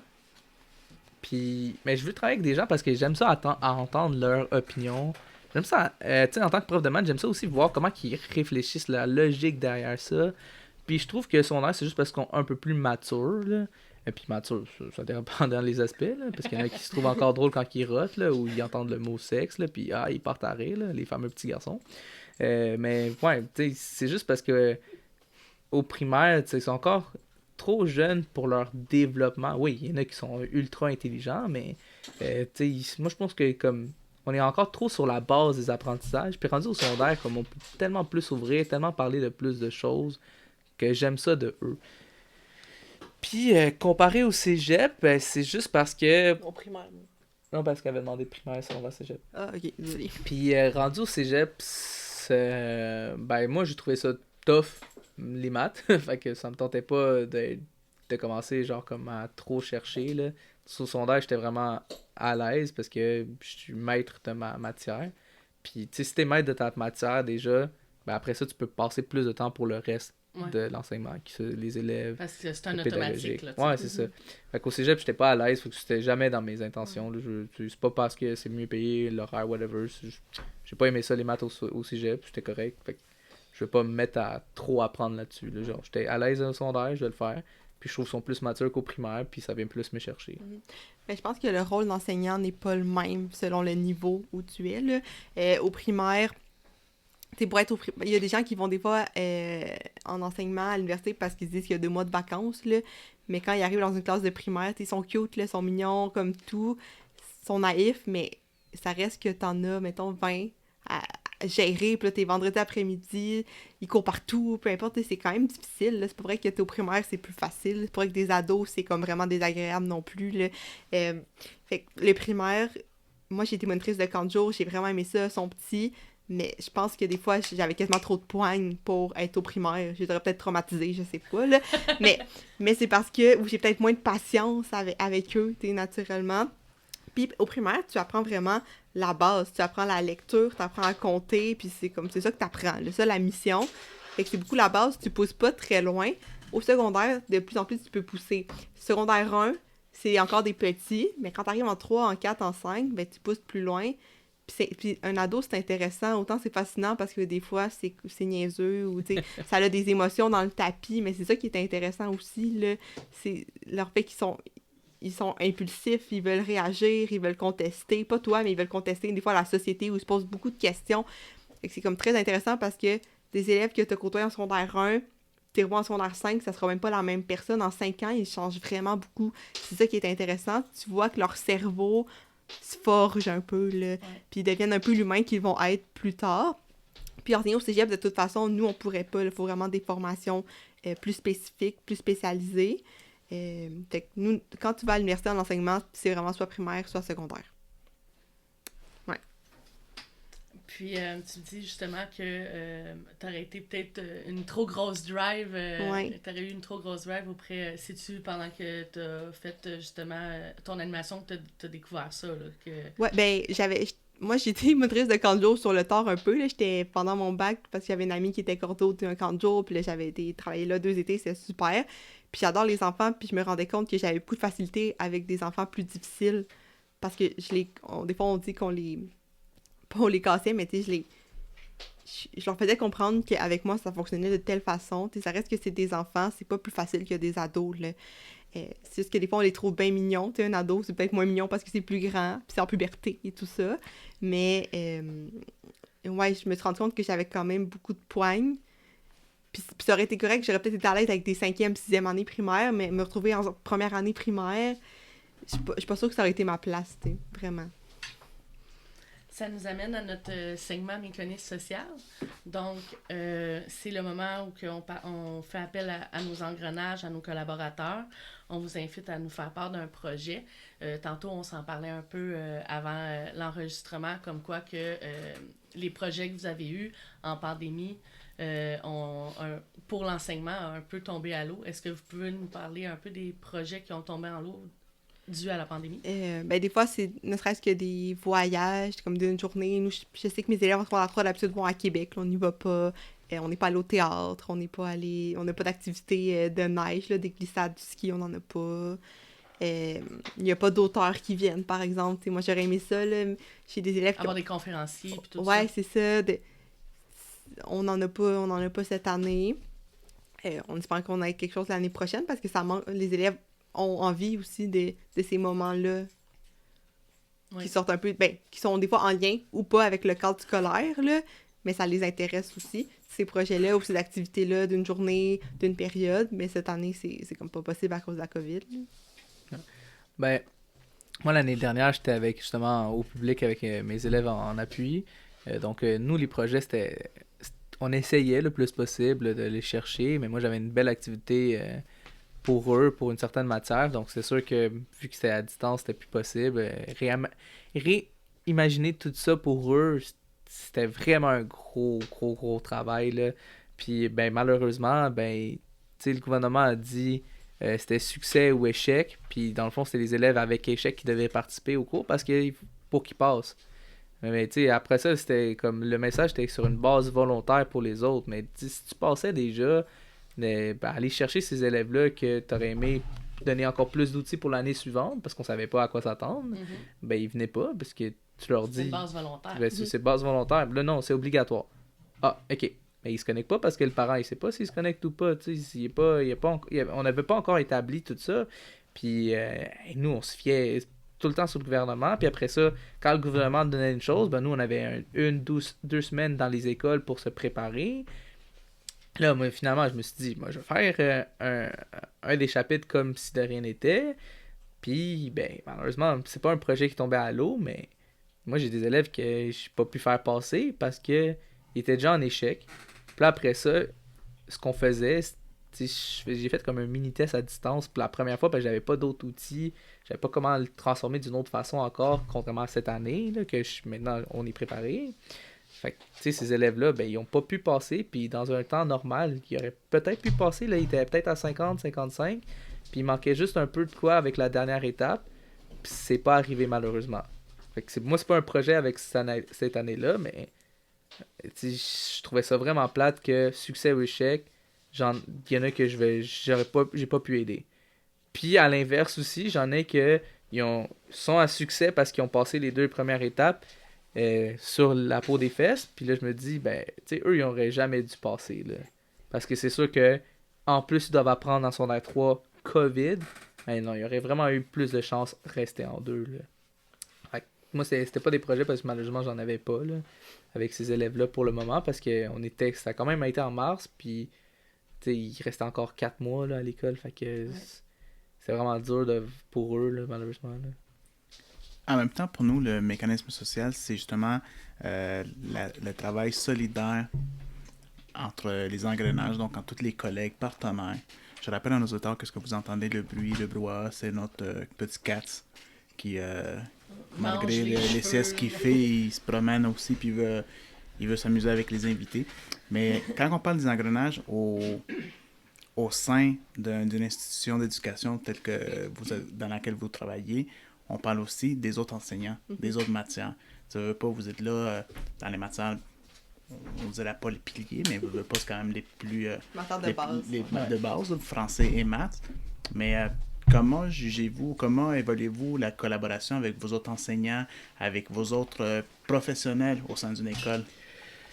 Ben c'est sûr que la première fois pour l'année dernière, là, l'année 2019-2020, quand c'était le premier COVID, ben ce qui est plate, c'est qu'on a plus... on pouvait pas retourner à l'école, premièrement. Alors, puis quand on pouvait pas retourner à l'école, c'est très très dur de trouver un moyen de communiquer entre enseignants, pour moi en tout cas. Surtout parce que, ben, tu sais, c'est quand tu communiques entre enseignants, dans tes temps libres. Puis là, rendu là, ben, t'es à la maison, fait que ils s'occupent de leurs enfants, ils s'occupent de leur projet à eux. Tu peux pas dire, OK, on organise une telle conférence pour... Ben, pas une conférence, mais une rencontre de profs pour voir qu'est-ce qu'on fait pour le prochain chapitre. Surtout qu'en plus, nous, c'était sur base volontaire, puis ben, tu sais, quand c'est dit base volontaire, là, ils le disent, hein, il y a des enseignants qui ont rien fait, puis d'autres qui ont fait des choses, là, puis ben, s'il y en a qui font rien, ben, tu peux pas les forcer à faire quelque chose, c'était pas obligé. Puis à partir de mai, il reste 1 mois, puis on te dit, ben, tu sais, avec ce mois-là, fais le plus que tu peux. Fait que c'est pas la faute qu'on s'est pas entraidé entre enseignants, c'était vraiment plus que, ben là, faut rester réaliste. Qu'est-ce que tu veux qu'on fasse quand on avait 4 mois de matière pour 1 mois de matière? Fait que cette première fois-là, je te dirais qu'il n'y avait pas vraiment d'entraide entre nous, pas parce qu'on voulait pas, mais c'était comme... Regarde, j'ai ce casse-tête-là, il y a 1000 morceaux, ok, je t'en enlève la moitié, puis arrange-toi pour faire la plus belle image avec l'autre moitié. Et comme, ben là, c'est sûr que c'est pas un casse-tête plein, qu'est-ce que tu veux que je fasse avec ça? Ben, débrouille-toi. Puis là, t'as beau dire entre, mettons, on est 4 personnes, on va faire notre mieux, on peut même pas compléter l'image. Fait que, qu'est-ce que tu veux faire avec les 4 autres personnes? C'est normal qu'il y en a qui se disent, ben regarde, moi je fais le minimum. Puis t'as d'autres enseignants qui non, moi je fais le plus possible. Puis c'est correct toute la version parce que, tu sais, nous on s'est laissé, ben allez-y avec ça. Fait que la première année, je te dirais qu'au public, ça va vraiment été difficile. Mais après ça, peu importe ce que le gouvernement nous disait à nous, ben je te dirais pour cette année 2020-2021, ben là on est beaucoup plus préparé puis l'entraide est incroyable en t'enseignant parce que tu as une question entre Classroom, Zoom, peu importe l'application que tu utilises, mais là, on est tous habitués à ça.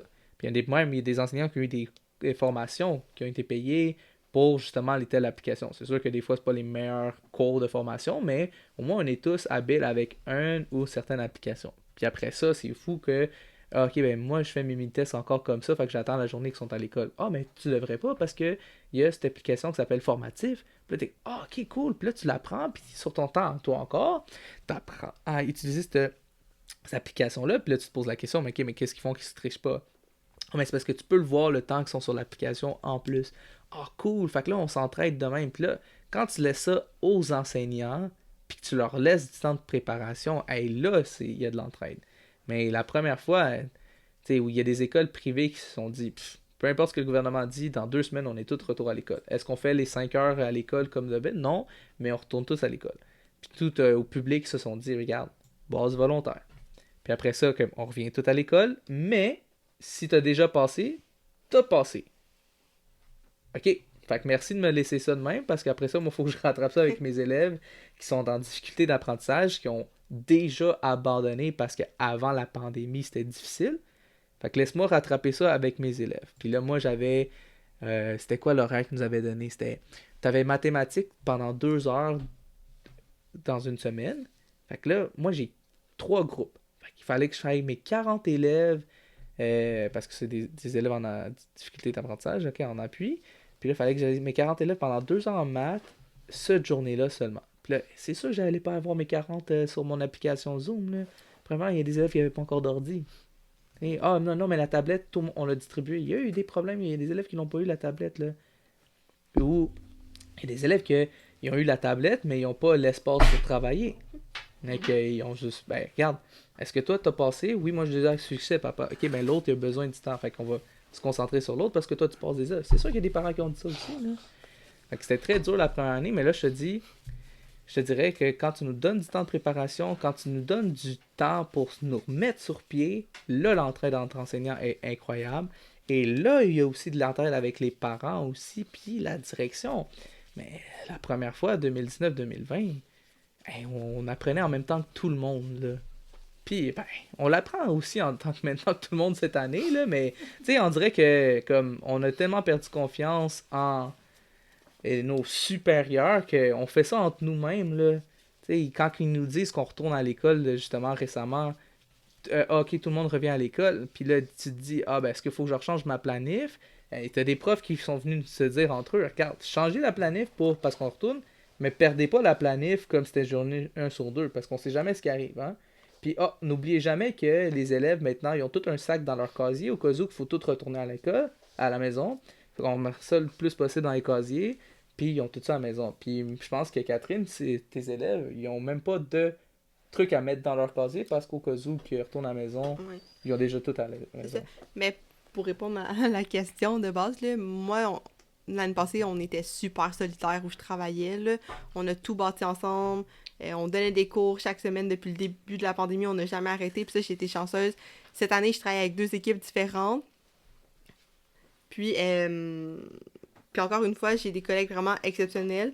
Puis il faut que tu travailles en équipe en enseignement. Là. Même si tu es toute seule à enseigner devant une classe, tu as besoin de tes collègues pour t'aider, pour trouver tes idées, pour même aller plus loin dans tes idées. Fait que je pense que la COVID a peut-être permis des fois à des enseignants qui enseignent depuis très longtemps de se rappeler que s'il y a quelque chose comme ça, un événement exceptionnel comme la COVID, puis tu dois tout refaire ce que tu as l'habitude d'enseigner depuis 15 ans d'une façon, puis il faut que tu rebâtisses au complet, tu as besoin de tes collègues plus jeunes des fois. Des fois, on aide justement ceux qui sont là depuis plus longtemps que nous parce que au final, il faut s'entraider, puis t'as pas à enseigner de la même chose de la même façon pendant 15 ans non plus. Je pense qu'il y en a qui ont peut-être cette prise de conscience-là parce que là, on s'entraide tous, puis t'as besoin des autres là, pour faire ton travail cette année, c'est sûr. Peu importe si ça fait 2 ans, 15 ans, ou même si t'es sur le bord de la retraite, faut que tu travailles en équipe, c'est sûr, cette année-là. Ouais, parce que t'as des sujets dans certaines matières qui sont pas désuets, mais qu'ils doivent s'adapter aussi, là. Si tu parles du racisme aujourd'hui comme il y a 50 ans, c'est pas la même chose, fait qu'il faut que tu t'adaptes, fait que tu peux pas enseigner la même chose constamment. Puis même nous en maths, le sujet de base change pas, mais les exemples qu'on utilise, ils doivent s'adapter aussi, là, t'sais.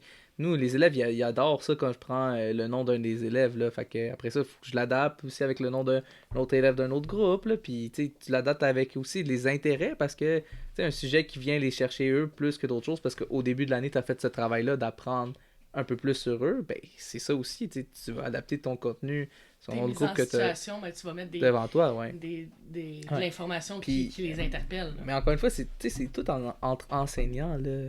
Comme, on s'entraide nous autres, là, ensemble, là. Puis moi, je m'entraide avec des collègues qui sont dans d'autres écoles, là, encore. Puis, tu peux aller chercher des livres de d'autres écoles. Ah, ok, eux, telle école font ça. Tu partages ça à tes collègues. Puis, c'est vraiment cool comme idée. Pourquoi on ne ferait pas la même chose, là? Fait que, tu sais, oui, il y a de l'entraide beaucoup. Puis, ça dépend des milieux. Mais la direction aussi est là, des fois, là. Puis, tu sais, des fois, comme les enseignants, ils ont... mais tu sais, la direction va jamais t'aider, mais oui, la direction peut être là. C'est juste pas pour la même chose que tu vas chercher ton collègue de maths ou de français, là. Même chose pour le syndicat, tu sais, des fois, tu peux avoir ton opinion sur les syndicats, mais c'est jamais quand tu vas en avoir besoin d'eux pour une telle situation, puis qu'eux, ils vont être vraiment là pour t'aider puis t'épauler, là. Fait que c'est intéressant que, comme, tu sais, c'est sûr que la première année, tout le monde réagit différemment, mais pour la deuxième, pour l'année présente, ben, on est tous là à s'entraider puis à s'adapter à la situation.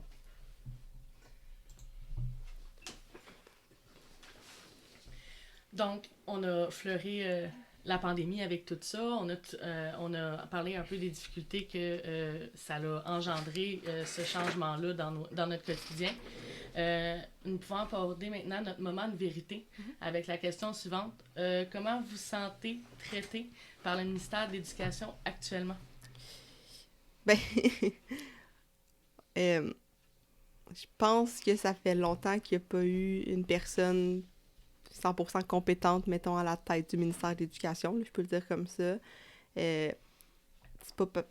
On va aller large, mais je pense que c'est pas parce que tu as été enseignant que tu peux être ministre de l'Éducation non plus. Ça peut être un avantage, mais des fois, finalement, c'est décevant. Je pense qu'au final, il faut se rappeler, comme j'ai dit à un moment donné pendant le podcast, on est des humains. Donc, quand on dirait que des fois, on se fait jouer au yo-yo, surtout cette année, là, j'ai l'impression que un yo-yo, fais ci, finalement c'est ça, adapte-toi. Oui, on est fort pour s'adapter, mais je pense qu'il y a une limite à un moment donné où il y a un retour qui est pas là, ne serait-ce que là, il y a une grève prévue par les enseignants du public, parce que les conditions de travail, le salaire, il y a beaucoup d'enjeux, mais s'il faut aller à faire une grève, ben c'est parce qu'il y a quelque chose qui fonctionne pas plus haut aussi. Donc, je pense qu'il y a beaucoup à faire encore en éducation au Québec. Puis je pense qu'on n'a pas trouvé la bonne personne pour être à la tête du ministère de l'Éducation. Je pense que c'est pas nécessairement facile à trouver, ou c'est peut-être un gros mandat, mais je pense que si tu es arrivé au bout de tes ressources, peut-être que des fois, laisser la place à une autre personne, il faut savoir laisser sa place aussi dans la vie, là. Donc, si tu te rends compte que finalement, c'est peut-être pas ma place, ben il faut la céder des fois pour essayer autre chose, parce que là, visiblement, ça ne fonctionne pas en ce moment-là. Un peu comme ça a été fait avec la ministre de la Santé. Oui, exact. Ouais, c'est médecin Christian Dubé qui est là. Donc, des fois, on dirait que ça traîne. Puis, à un moment donné, des fois, tu dis, il faut qu'on aille jusqu'où pour finalement avoir une personne solide, compétente. Puis, c'est pas un ministère facile, là. Puis ça, je l'admets parce que c'est sûr qu'il va y avoir des contestations. L'éducation, c'est comme un des plus gros ministères. Mais je pense que si tu affirmes des choses, puis que finalement c'est faux, puis finalement on peut te contredire, ben tu perds ta crédibilité rapidement. Des fois, céder sa place, ça vaut mieux que rester longtemps, là. Ouais. Puis, ben, tu sais, peu importe ce que le gouvernement va faire, il va toujours avoir des gens qui vont contester ou qui vont être pour. Puis ça, c'est vrai. Puis, mais, tu sais, c'est une job humaine aussi. T'es pas en train de gérer des chiffres, là. Tu sais, comme oui, il y a des chiffres à gérer, comme le budget et tout ça, mais on t'a élu, fait que tu nous dois quelque chose, tu nous dois du respect. Puis je pense que le ministre Roberge, juste à s'excuser pour certaines décisions, ben il y aurait beaucoup plus... ben on le prendrait plus au sérieux aussi. Parce que là, de se revirer puis de dire que ça, c'est la meilleure chose pour là, c'est la meilleure chose pour ça, mais sans jamais s'excuser que la première décision était pas la bonne, ben, c'est comme, ils veulent pas admettre qu'il y a eu tort certaines fois, puis il faut le faire. Moi, en tant qu'enseignant, quand il y a un sujet un élève me pose une question, puis je n'ai pas la réponse, là, je lui dis, regarde, je t'en revenais avec ça, puis je m'excuse que j'ai pas eu la réponse, ou je lui dis, regarde, je le sais pas. OK? Puis moi, quelque chose qui me frustre personnellement, c'est pas tant que il veut pas augmenter nos salaires, parce que ça, on peut se battre longtemps, puis en vouloir plus, ou selon les situations, ben on a moins d'argent, peu importe, mais quand on te pose la question, est-ce que les enseignants sont bien payés au Québec? Ben, tu sais, c'est oui ou c'est non. Ah non, mais il y a un contexte à ça, mais toi, qu'est-ce que t'en penses? À place de te référer comme, ah, ben, moi, je parle avec la ministre du Trésor national, puis on va trouver de quoi à la table de négociation. Mais tu sais, dis-le, genre, tu sais, regarde, moi, je trouve que oui, puis je vais me défendre pourquoi, regarde. Mais moi, je trouve que non, mais, tu sais, on peut pas vraiment, tu sais, je m'attends pas à une réponse comme, garde, c'est ça qui est ça. C'est pas ça. Tu sais, tu me dis ça de même, là. Comment tu vas te faire ramasser? Mais quand tu me dis, en ce moment, à la table de négociation, on va trouver un compromis. Mais si t'as pas répondu à ma question, c'est ça que je trouve plate. C'est comme, tu sais, on t'a élu, puis t'as beau faire des erreurs, il y a d'autres personnes qui vont appuyer dans tes erreurs pareil. Il y a d'autres qui vont être contre tout le temps. C'est pas grave, là. Mais tu sais, quand on demande, là, est-ce que c'était une bonne décision d'ouvrir toutes les écoles? Puis tu réponds que selon la santé publique, c'est ce qu'il fallait faire. Mais toi, qu'est-ce que t'en penses, là? Tu sais, je suis comme, non, mais je peux pas répondre pour moi parce que je représente tout le monde. Ouais, mais t'as ton opinion, t'as été enseignant, justement. Puis quand tu dis, ben tu sais, pour avoir été enseignant, là, je sais que c'est la bonne chose à faire, mais que tout le monde te dit que non, ben tu sais, dis-le, ben tu sais, j'ai vécu un enseignant au primaire, je peux pas parler pour les enseignants au secondaire. C'est une réponse plus honnête, là. Puis des fois, il manque juste un peu d'honnêteté, puis de prendre... De oui, que regarde, ouais. La transparence, ouais. Regarde, c'était pas la meilleure décision. Tu sais, on essaye, mais on arrive avec ce qu'on a, puis malheureusement... Admettre ses torts. Ouais, mais on dirait qu'admettre ses torts, c'est si difficile que ça, que... Ben, il admet jamais qu'il a tort, il admet jamais que c'est pas une bonne idée, puis là, on se mobilise contre eux, puis à un moment donné, là, tu te dis, non, mais... c'est parce qu'on voit pas tout de la même façon. Si les enseignants se mobilisent pour faire une grève, là, c'est qu'il y a quelque chose qui marche pas. Okay? Parce que ça, c'est notre seul gros moyen qu'on peut prendre en tant qu'enseignant. Ouais. Tu sais, demain, les pompiers peuvent pas prendre une grève. T'sais, qu'est-ce qui arrive? Il y a une loi contre ça. Parce que si les pompiers prennent en grève puis il y a des feux, ben, il y a des gens qui meurent. Hein? Les médecins peuvent pas être en grève non plus, surtout pas pendant la COVID. Hein? Qui va les aider, les gens qui ont le virus en ce moment? Ben nous, on se fait dire, tu peux pas aller en grève. Qui va aider les jeunes? Ben, regarde, écoute mes conditions de travail, puis empêche-moi d'aller en grève, parce que justement, tu peux pas te le permettre en ce moment, en pleine pandémie, que des enseignants partent en grève. Mais ça, c'est le seul moyen qu'on a. Partir en grève pour se faire valoriser. En 2012, les étudiants sont allés en grève pour, justement, plein de raisons. Puis là, on se dit, ouais, mais tu sais, ça fait juste du grabuge. Non, les enseignants aujourd'hui qui vont en stage 4, leur dernier stage avant d'entrer sur le marché du travail, sont payés. Ça fait plusieurs années qu'il y a des enseignants qui font ce stage-là sans être payés. Là. Puis tu es un enseignant à part entière, là, tu prends à 100% de la charge. Ça, c'est grâce aux grèves qu'aujourd'hui sont payées. Là. Fait que c'est pas vrai que de faire la grève, ça sert à rien. Ça nous aide à quelque chose, puis ça montre justement qu'on n'est pas d'accord avec les décisions actuelles. Avez-vous vu des impacts sur vos collègues qui sont plus âgés pendant la pandémie, justement parce que vraiment. La technologie est déjà comme un peu plus votre quotidien? Mais moi, j'ai vu beaucoup de résilience, là, ne serait-ce que tester plein d'applications, réapprendre, puis être ouvert à tout ça, puis ils sont franchement bons, là, parce que autant que moi, j'ai commencé à enseigner, puis on est tombé en COVID, là, mais je pense que ça affecte tout le monde. Puis l'inquiétude aussi que les plus vieux ont, les profs plus âgés, c'est des fois, ne serait-ce que le mari ou la femme de l'enseignant, des fois, a des conditions médicales qui font qu'il faut pas ramener la COVID chez nous, là. Donc, des fois, il y a l'arrière-pensée à ça aussi, ne serait-ce que, ben là, si je l'attrape, je l'amène à la maison, puis lui, il l'attrape ou elle l'attrape. Parce que nous, on est chanceux, on n'a pas ces préoccupations-là, on n'a pas d'enfants encore, mais honnêtement, tout le monde a été affecté, que tu sois au début de ta carrière ou que tu sois à 5 ans de ta retraite, tout le monde est affecté, mais je nous trouve franchement bons, là. Puis je me dis que dans 1 an, 2 ans, quand ça va être derrière nous, on espère bientôt, là, mais ça va être on va s'en rappeler toute notre vie, mais on va avoir un bagage immense, là, qu'on va avoir retiré de ça. Puis je pense que c'est comme ça qu'il faut le voir aussi, que oui, c'est difficile, mais c'est sûr qu'il y a du bon, entre guillemets, qui va retentir de tout ça, là. Mais ouais, les profs plus âgés, je leur lève vraiment mon chapeau, là, vraiment. Ouais. Puis, ben, tu demandes s'il y a des impacts, là, ben, moi, je le vois parce que j'ai une des collègues qui peut commencer sa retraite. puis qu'il a dit, ben moi, l'année prochaine, j'arrête, là. Parce que, tu sais, l'âge de la retraite, c'est pas que à 65 ans, t'arrêtes. Là. Si t'as encore la piqûre, puis t'enseignes, puis tes élèves sont toujours là, tu peux en continuer jusqu'à 70, 75, là. J'ai côtoyé une enseignante qui avait 72 ans, là, dans une des écoles où est-ce que j'ai fait mon stage, là.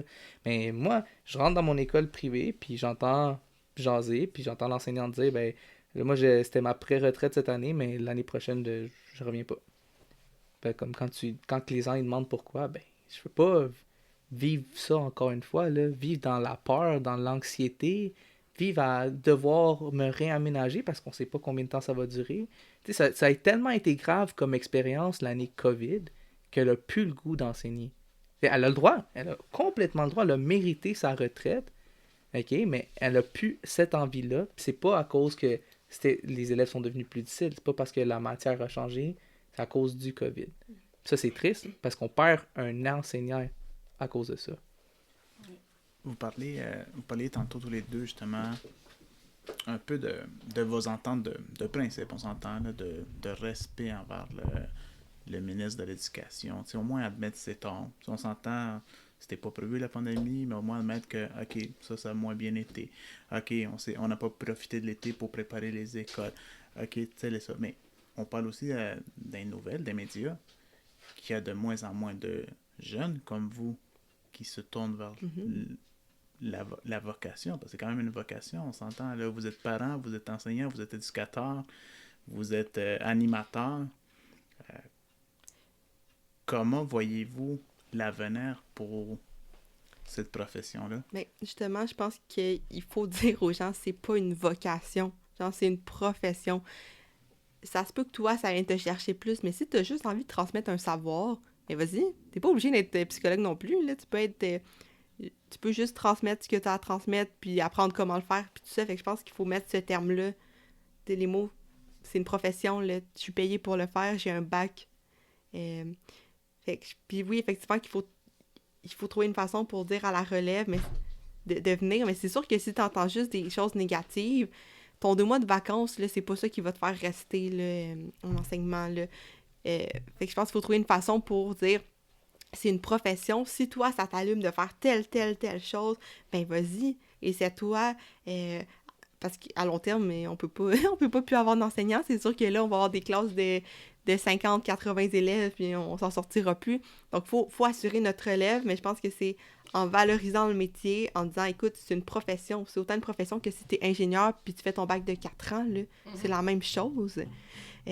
Donc, allez-y, essayez-vous. T'as aimé ça, être animatrice de camp de jour, animateur, ben, t'as-tu pensé à l'enseignement? Puis, de donner le goût aussi aux gens de rester, ne serait-ce qu'à l'université, là. C'est pour vrai que les cours, le bac, il y a des cours qui pourraient être modifiés aussi.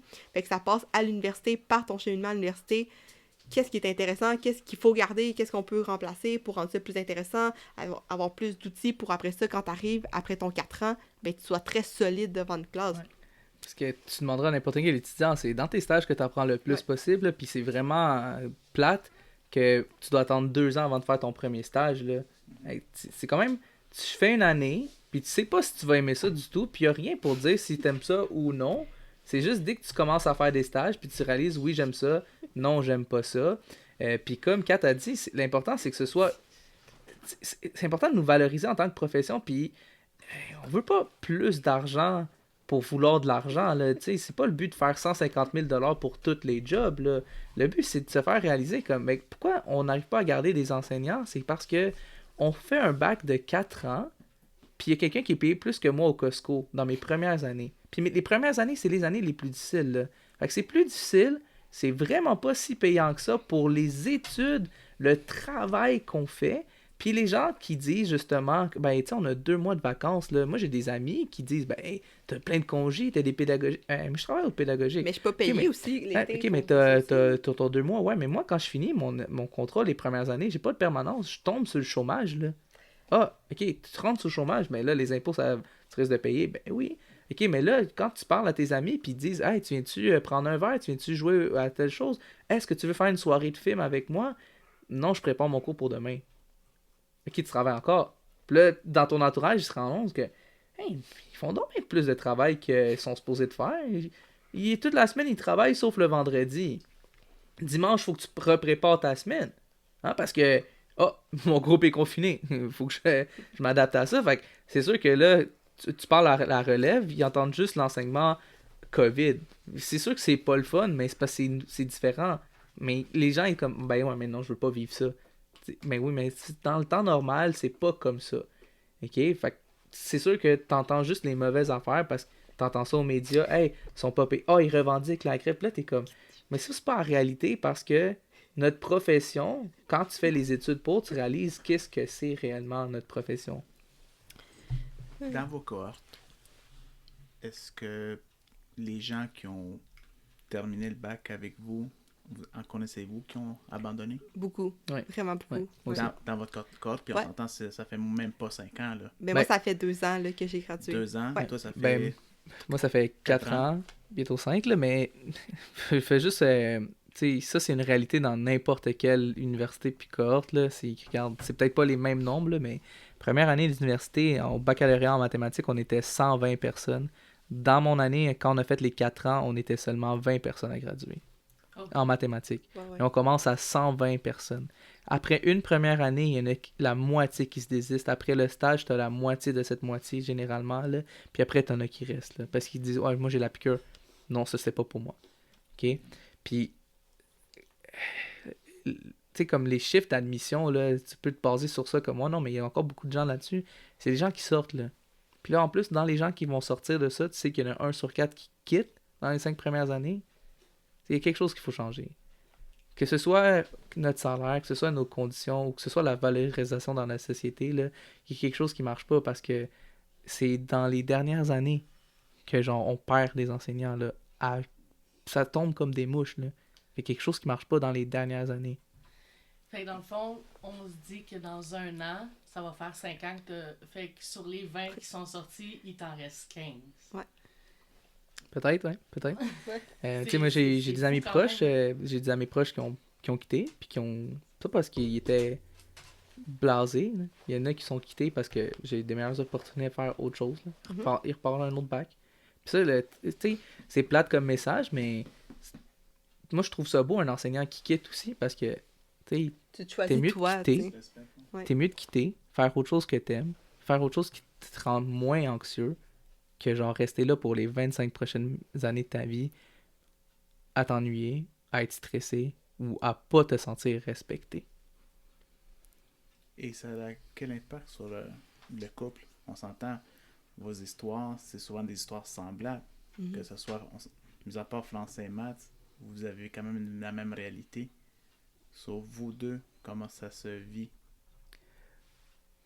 Ben, nous, ce qui est intéressant, c'est que vu qu'on partage pas mal les mêmes situations, c'est qu'on se comprend davantage, là. Ouais. Et, tu sais, mettons, Catherine m'a fait réaliser dans une de mes années que, ben, je me plaignais beaucoup. Puis elle dit, ouais, mais qu'est-ce que tu peux faire pour changer ça à la place de te plaindre? Puis là, ben, tu sais, ça a mieux été, puis je me suis moins plaint après, puis je trouvais ça mieux parce qu'avant, je voulais juste ventiler, mais sans rien faire, juste pour ventiler. Puis après ça, quand je changeais quelque chose, parce que c'était moi, c'était pas nécessairement avec la classe, c'était peut-être plus avec les relations d'autres personnes, puis finalement, j'ai changé ça, où j'ai porté moins attention, puis ça fait du bien parce qu'elle comprend ma réalité.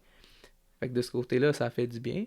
Mais d'un autre côté, dynamique de couple, ben, vu qu'on est 2 jeunes enseignants, ben nous, acheter une maison en ce moment, c'est pas dans 2 ans. Parce que malheureusement, on fait pas le salaire qu'on s'attend à faire en sortant de l'université avec le marché actuel. Fait que de ce côté-là, c'est plate. C'est vraiment plate parce que, comme tu te dis, on est 2 enseignants. Puis de l'année prochaine, c'est pas visible, valable. C'est C'est pas viable de penser à acheter une maison. Pas parce que on travaille pas super fort puis on fait pas d'économie, ça a vraiment pas rapport, c'est juste que on n'a pas le salaire actuel pour se permettre de dire on saute dans une maison l'année prochaine. 500 000, tu sais. C'est Mais, pas possible. Puis je pense que il y a beaucoup d'enseignants qui sont en couple là, comme enseignants, peut-être que parce que tu comprends, mais je pense qu'il faut apprendre à faire la part des choses aussi, à dire écoute, là on est vendredi soir, on a notre souper, on n'est pas obligé de parler tout le temps d'école, puis ça c'est important de le faire parce que c'est un métier où est-ce que tu côtoies tellement d'humains que c'est facile de toujours vouloir en parler, mais à un moment donné il faut aussi avoir une coupure. Puis comme Steve disait, je pense qu'on a chacun nos forces qui font qu'on comprend l'autre, mais qui font qu'aussi tu peux dire hey, là, on va mettre le pied sur la pédale. Lui, c'était se plaindre, puis juste pas trouvé de solution, puis de, à un moment donné, de lui dire aussi, écoute, on va ouvrir un cahier, là, puis tu vas choisir un autre métier, parce que là, ça marche pas. Finalement, il a continué, c'est son choix, mais, puis je pense que c'est un bon choix aussi, mais de te faire réaliser, écoute, t'as aussi l'option de quitter. Moi, c'était plus l'anxiété, surtout cette année, là, tout l'automne, de prendre trop sur mes épaules, puis à un moment donné, il m'a convaincu, va parler à ta direction, dis que là, ça fonctionne pas, puis ce que j'ai fait, finalement, ça a été super bénéfique, là. Mais je pense que les deux, on a des choses à travailler, puis on s'entraide là-dessus, mais il faut pas qu'on oublie qu'on est un couple de profs, mais on n'est pas juste des profs non plus. Ouais, là. c'est sûr que le vendredi soir, on arrête de parler d'école, là, puis on passe à autre chose. Là. Je pense que c'est nécessaire aussi pour vous garder un Ben, il côté faut, sain oui. d'esprit. Là. Ouais, Ah oui. ben, parce que même si ça va bien ou ça va mal, il faut que tu apprennes à te dissocier de ton travail. Ouais. Mais c'est tellement difficile parce que c'est un travail humain. Ouais. Tu sais, tu penses à des gens, tu penses pas à un chiffre, là, tu sais, Ou un produit, un frigidaire. Ouais, c'est ça, tu sais, il se vend pas, est-ce que j'ai réussi à faire le quota, je sais pas. Tu sais, nous, ce qui nous reste dans la tête, c'est que le petit Timmy, là, il vient de s'ouvrir à toi aujourd'hui après 6 mois que tu travailles avec, ben, tu sais, c'est dur de l'oublier vendredi, mais il faut quand même le faire parce que sinon, si tu le fais pas quand tu commences ta carrière à te dissocier quand tu rentres à la maison, ben, tu vas te brûler un jour. C'est sûr que tu vas te brûler un jour parce que tu pourrais en parler à l'infini de chacun de tes élèves. Là. Vous parliez tantôt de vos collègues qui étaient en pré-retraite ou qui étaient en fin de carrière. On s'entend qu'habituellement, quand tu fais un bac, 3 années, 4 années d'études, de sacrifices, de formation, c'est pour en faire une carrière, justement. Pour en faire un 30-35 ans. Comment les conditions sont, peut-être pas pendant la pandémie, parce qu'on s'entend c'est une situation exceptionnelle, mais comment les conditions étaient avant la pandémie? Croyez-vous en faire une carrière pour les 30-35 prochaines années si cela demeure un statu quo? Moi, je pense que je vais toujours rester dans le domaine de l'éducation, mais je sais pas si je vais être juste enseignante. Est-ce que je vais vouloir aller en direction? Est-ce que je vais vouloir accompagner des jeunes étudiants, les accompagner dans leur stage, tout ça? Mais moi, je pense que je suis passionnée d'éducation, donc je vais rester là-dedans. Mais peut-être que ça va prendre une autre forme qu'enseignante de français au secondaire. Ça se peut. Ben, comme je disais, moi, je chiale beaucoup sur ma job des fois. Puis heureusement que j'ai une copine incroyable pour m'aider à justement ne pas juste chialer, mais vraiment trouver des solutions. Mais j'aime tellement aider les jeunes que moi aussi, c'est sûr que c'est peut-être pas enseignant toute ma vie. Ça pourrait être conseiller pédagogique, directeur. Ça pourrait être quelqu'un qui fait juste créer des activités. Ben, c'est ça qu'un conseiller pédagogique fait, là. Mais tu sais, pour en présenter dans des conférences, tant que je pense que je reste dans le milieu de l'éducation, je vais être content. Puis, honnêtement, c'est même pas nécessairement de changer de profession. T'sais, c'est peut-être changer de clientèle aussi, ici, là, parce que cette année, c'est la première fois que j'enseigne au privé, mais c'est pas l'expérience du privé parce qu'on vit dans le COVID, là, c'est une expérience différente, c'est une expérience comme, il y a des limites, là. Fait que je sais pas si je le réessaye l'année prochaine sans le COVID, est-ce que ça va être comme beaucoup plus valorisant? Est-ce que je vais enseigner aux adultes? Est-ce que je vais enseigner aux adultes mais qui font juste des cahiers? Peut-être c'est ça qui m'intéresse moi parce que t'as moins de gestion, t'as moins de planification à faire. T'es pas obligé de rester dans une école non plus, là. Puis peut-être changer de région aussi si les gens sont différents. Peut-être que c'est tellement Laval, Montréal, peut-être qu'ils sont souvent comme ça. Peut-être que si je m'en vais à Gatineau, je sais pas, on valorise plus les profs là-bas, tu sais pas. Fait que il y a tellement de choses à faire avant de lâcher nécessairement, mais l'important c'est toujours de s'écouter. Là. Tantôt, on parlait justement la même chose de vos collègues près de la retraite. Ça m'amène à mon segment à Métis où on parle de nos aînés. De votre côté, je sais que toi, Steve, tu n'as pas eu beaucoup de contact avec tes grands-parents, dû qu'ils sont au Salvador. Toi, Catherine, Oui. tu as 2 Ben, ou 4? j'ai eu mes 4 grands-parents, mais j'ai vraiment une grand-mère avec qui je suis vraiment proche. Les autres, soit que je les ai pas vraiment côtoyés pour X raisons, ou on n'était pas super proches, mais ma grand-mère maternelle, ouais, elle, je l'ai eue toute ma vie, puis elle est encore là, là. Mais, On la salue. On la salue, mamie. Mais ouais, puis elle a eu avoir 86, très autonome. Elle a voyagé partout dans le monde. En tout cas, c'est vraiment un modèle féminin assez intéressant, là, parce que mes maths sont pas fortes, là, mais elle est née dans les années 30. 86. Ouais. Ouais, ok. Mais bref, ça 40, reste... excuse. C'est ça. 40. Mais ça reste... M'excuse, mamie. Mais en tout cas, mais ça reste que c'est une femme que je trouve très avant-gardiste. Mon grand-père, malheureusement, est parti à un moment donné, puis elle avait les 4 enfants à sa charge, puis elle est allée travailler, puis elle a travaillé chez Belle, puis elle avait sa maison à Fabreville. Maintenant, elle habite à une résidence à Laval. Mais elle s'est toujours débrouillée.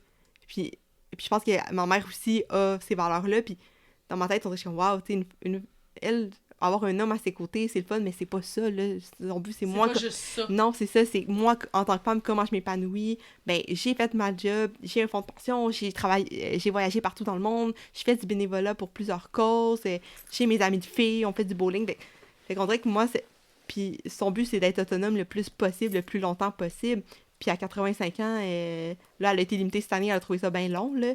Mais sinon, elle est super occupée, là. Puis elle m'a amené voir des pièces de théâtre. La culture, c'est très important. Donc, c'est vraiment un modèle féminin très fort, tu sais, pour moi, là. C'est une femme très forte qui a comme pas de limite. Son but, c'est comme, moi, ce que j'ai envie de faire, je m'en vais au Japon, mais je m'en vais au Japon. Puis là, elle a pas vu Paris encore, là. C'est comme une des dernières destinations qu'elle veut faire, là. Puis je nous souhaite d'y aller, tu sais, ensemble avec ma mère. Puis ça serait chouette parce que Vraiment, c'est comme un ça. classique, puis elle l'a pas vu, tu sais. Elle l'a vu partout, mais elle a pas vu Paris. Mais c'est ça, c'est une femme assez exceptionnelle, là, vraiment. Fait que tu dirais qu'elle t'a transmis vraiment un côté de comme détermination, Ouais. persévérance. Girl power, là. Ouais, girl power. Mais c'est dans ça. le sens que, tu sais, pour moi, l'image de la femme, c'est comme tellement important. Puis quand je vois ma grand-mère de 85 ans défendre l'image de la femme à sa façon, puis après ça, la génération de ma mère aussi, puis ma génération, puis si j'ai une fille plus tard aussi, puis tu sais, c'est ça, c'est... Mais comme tu dis, c'est- être avant-gardiste, puis Ouais. tu sais, c'est rare les femmes de sa génération Ouais. qui travaillent. Et Ben, qui ont travaillé, puis qui ont été indépendantes. Elle Ouais. s'est jamais remis en couple, là, depuis c'est des nombreuses années. Puis là, je peux pas parler pour elle, mais je pense pas que je la verrais en couple non plus maintenant. Tu sais, je pense que... elle a appris à vivre avec elle-même. Ouais, beaucoup, tu sais, je puis pense que l'important, c'est sa famille, c'est ses amis, ses petits-enfants, ses arrière-petits-enfants. la relation dans son aussi. bénévolat aussi, je pense que Ouais, qu'elle c'est ça. entretient beaucoup. Ben, c'est ça. Puis moi, ça me démontre que l'important, c'est soit en santé, puis assure-toi d'être autonome le plus longtemps possible. Tu sais, c'est ça l'objectif. Puis ne te mets pas de barrière. Tu sais, si tu commences à voyager à 60 ans, 65 ans, 70 ans, retraité, ben tant mieux, tu auras quand même vu le monde au complet, là, plus que d'autres. Puis, tu vas en profiter de chaque instant aussi. Puis, elle a été super présente pour moi, elle a eu la chance de... Elle a comme aucun problème de santé, là, parce que, justement, je pense que sa santé mentale va bien, que sa santé physique suit aussi, parce qu'elle prend le temps de s'intéresser à tout ce qui est culturel, ce qui est les voyages, ce qui est l'humain autour d'elle. Ben, ça fait que tu as envie de rester en vie mais plus longtemps que si tu fais rien, tu sais, puis là, t'attends, puis là, c'est long. Fait que je lui souhaite vraiment le 100 ans, on espère. Puis j'espère être comme ça aussi, à cet âge-là, vraiment. Mais merci de ton partage. Et on dit bonjour à ta mamie. Oui, bonjour mamie.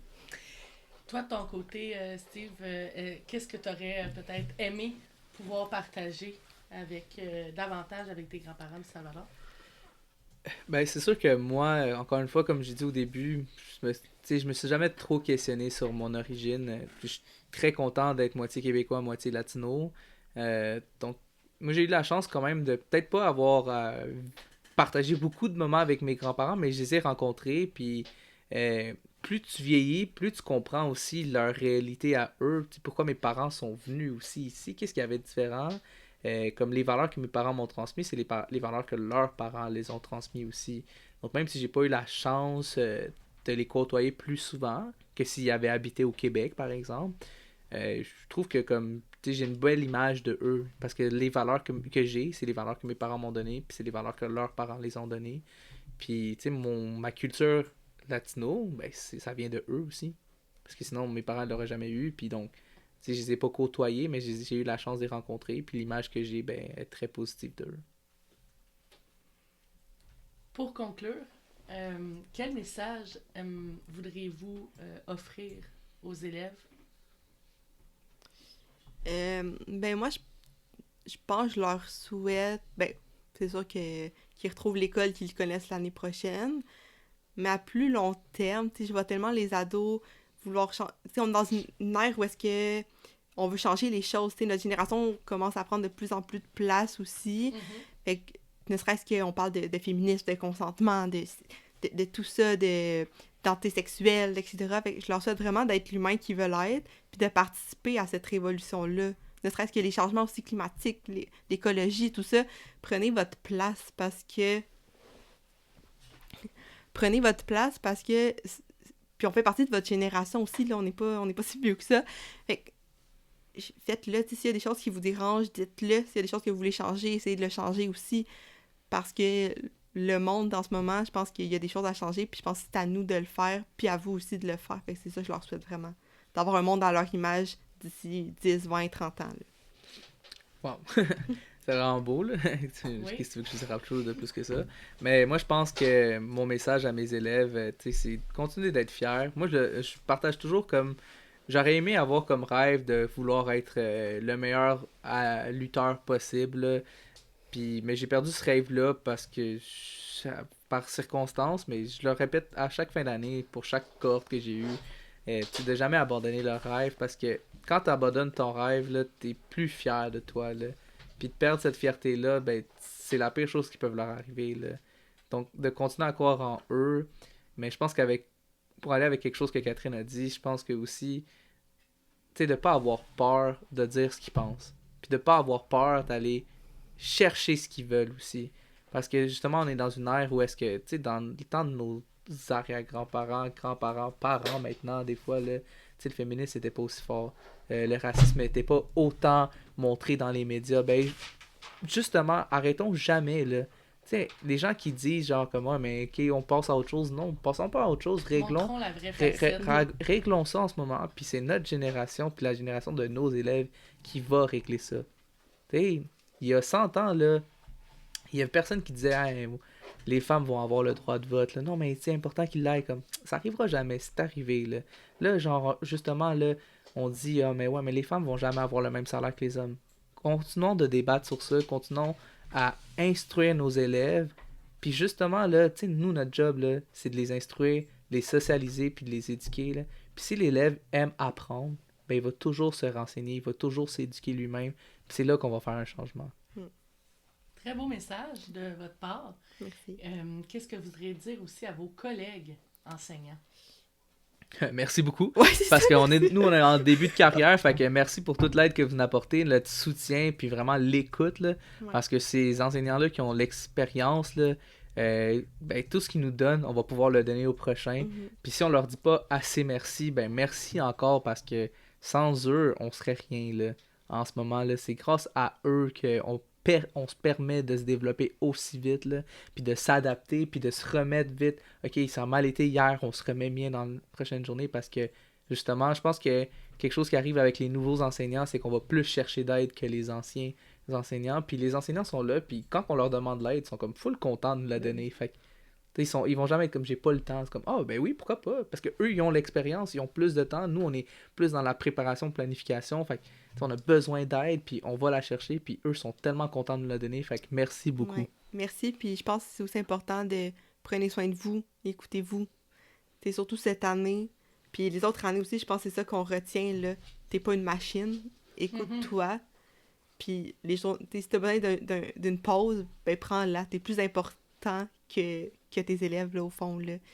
Okay. C'est parce que, comme on dit en intervention, c'est que t'es ton propre outil, puis je pense ça. qu'en enseignement, c'est la même chose, tu sais, je veux dire, t'es en avant de la classe, t'es là, puis il faut que tu donnes une performance pratiquement comme une personne au théâtre, comme une personne qui fait un stand-up, tu sais, je veux dire, pendant 1h15 de temps, fait que t'es constamment comme dans l'action, puis en plus, il faut que tu livres une matière, un apprentissage et pas juste un message.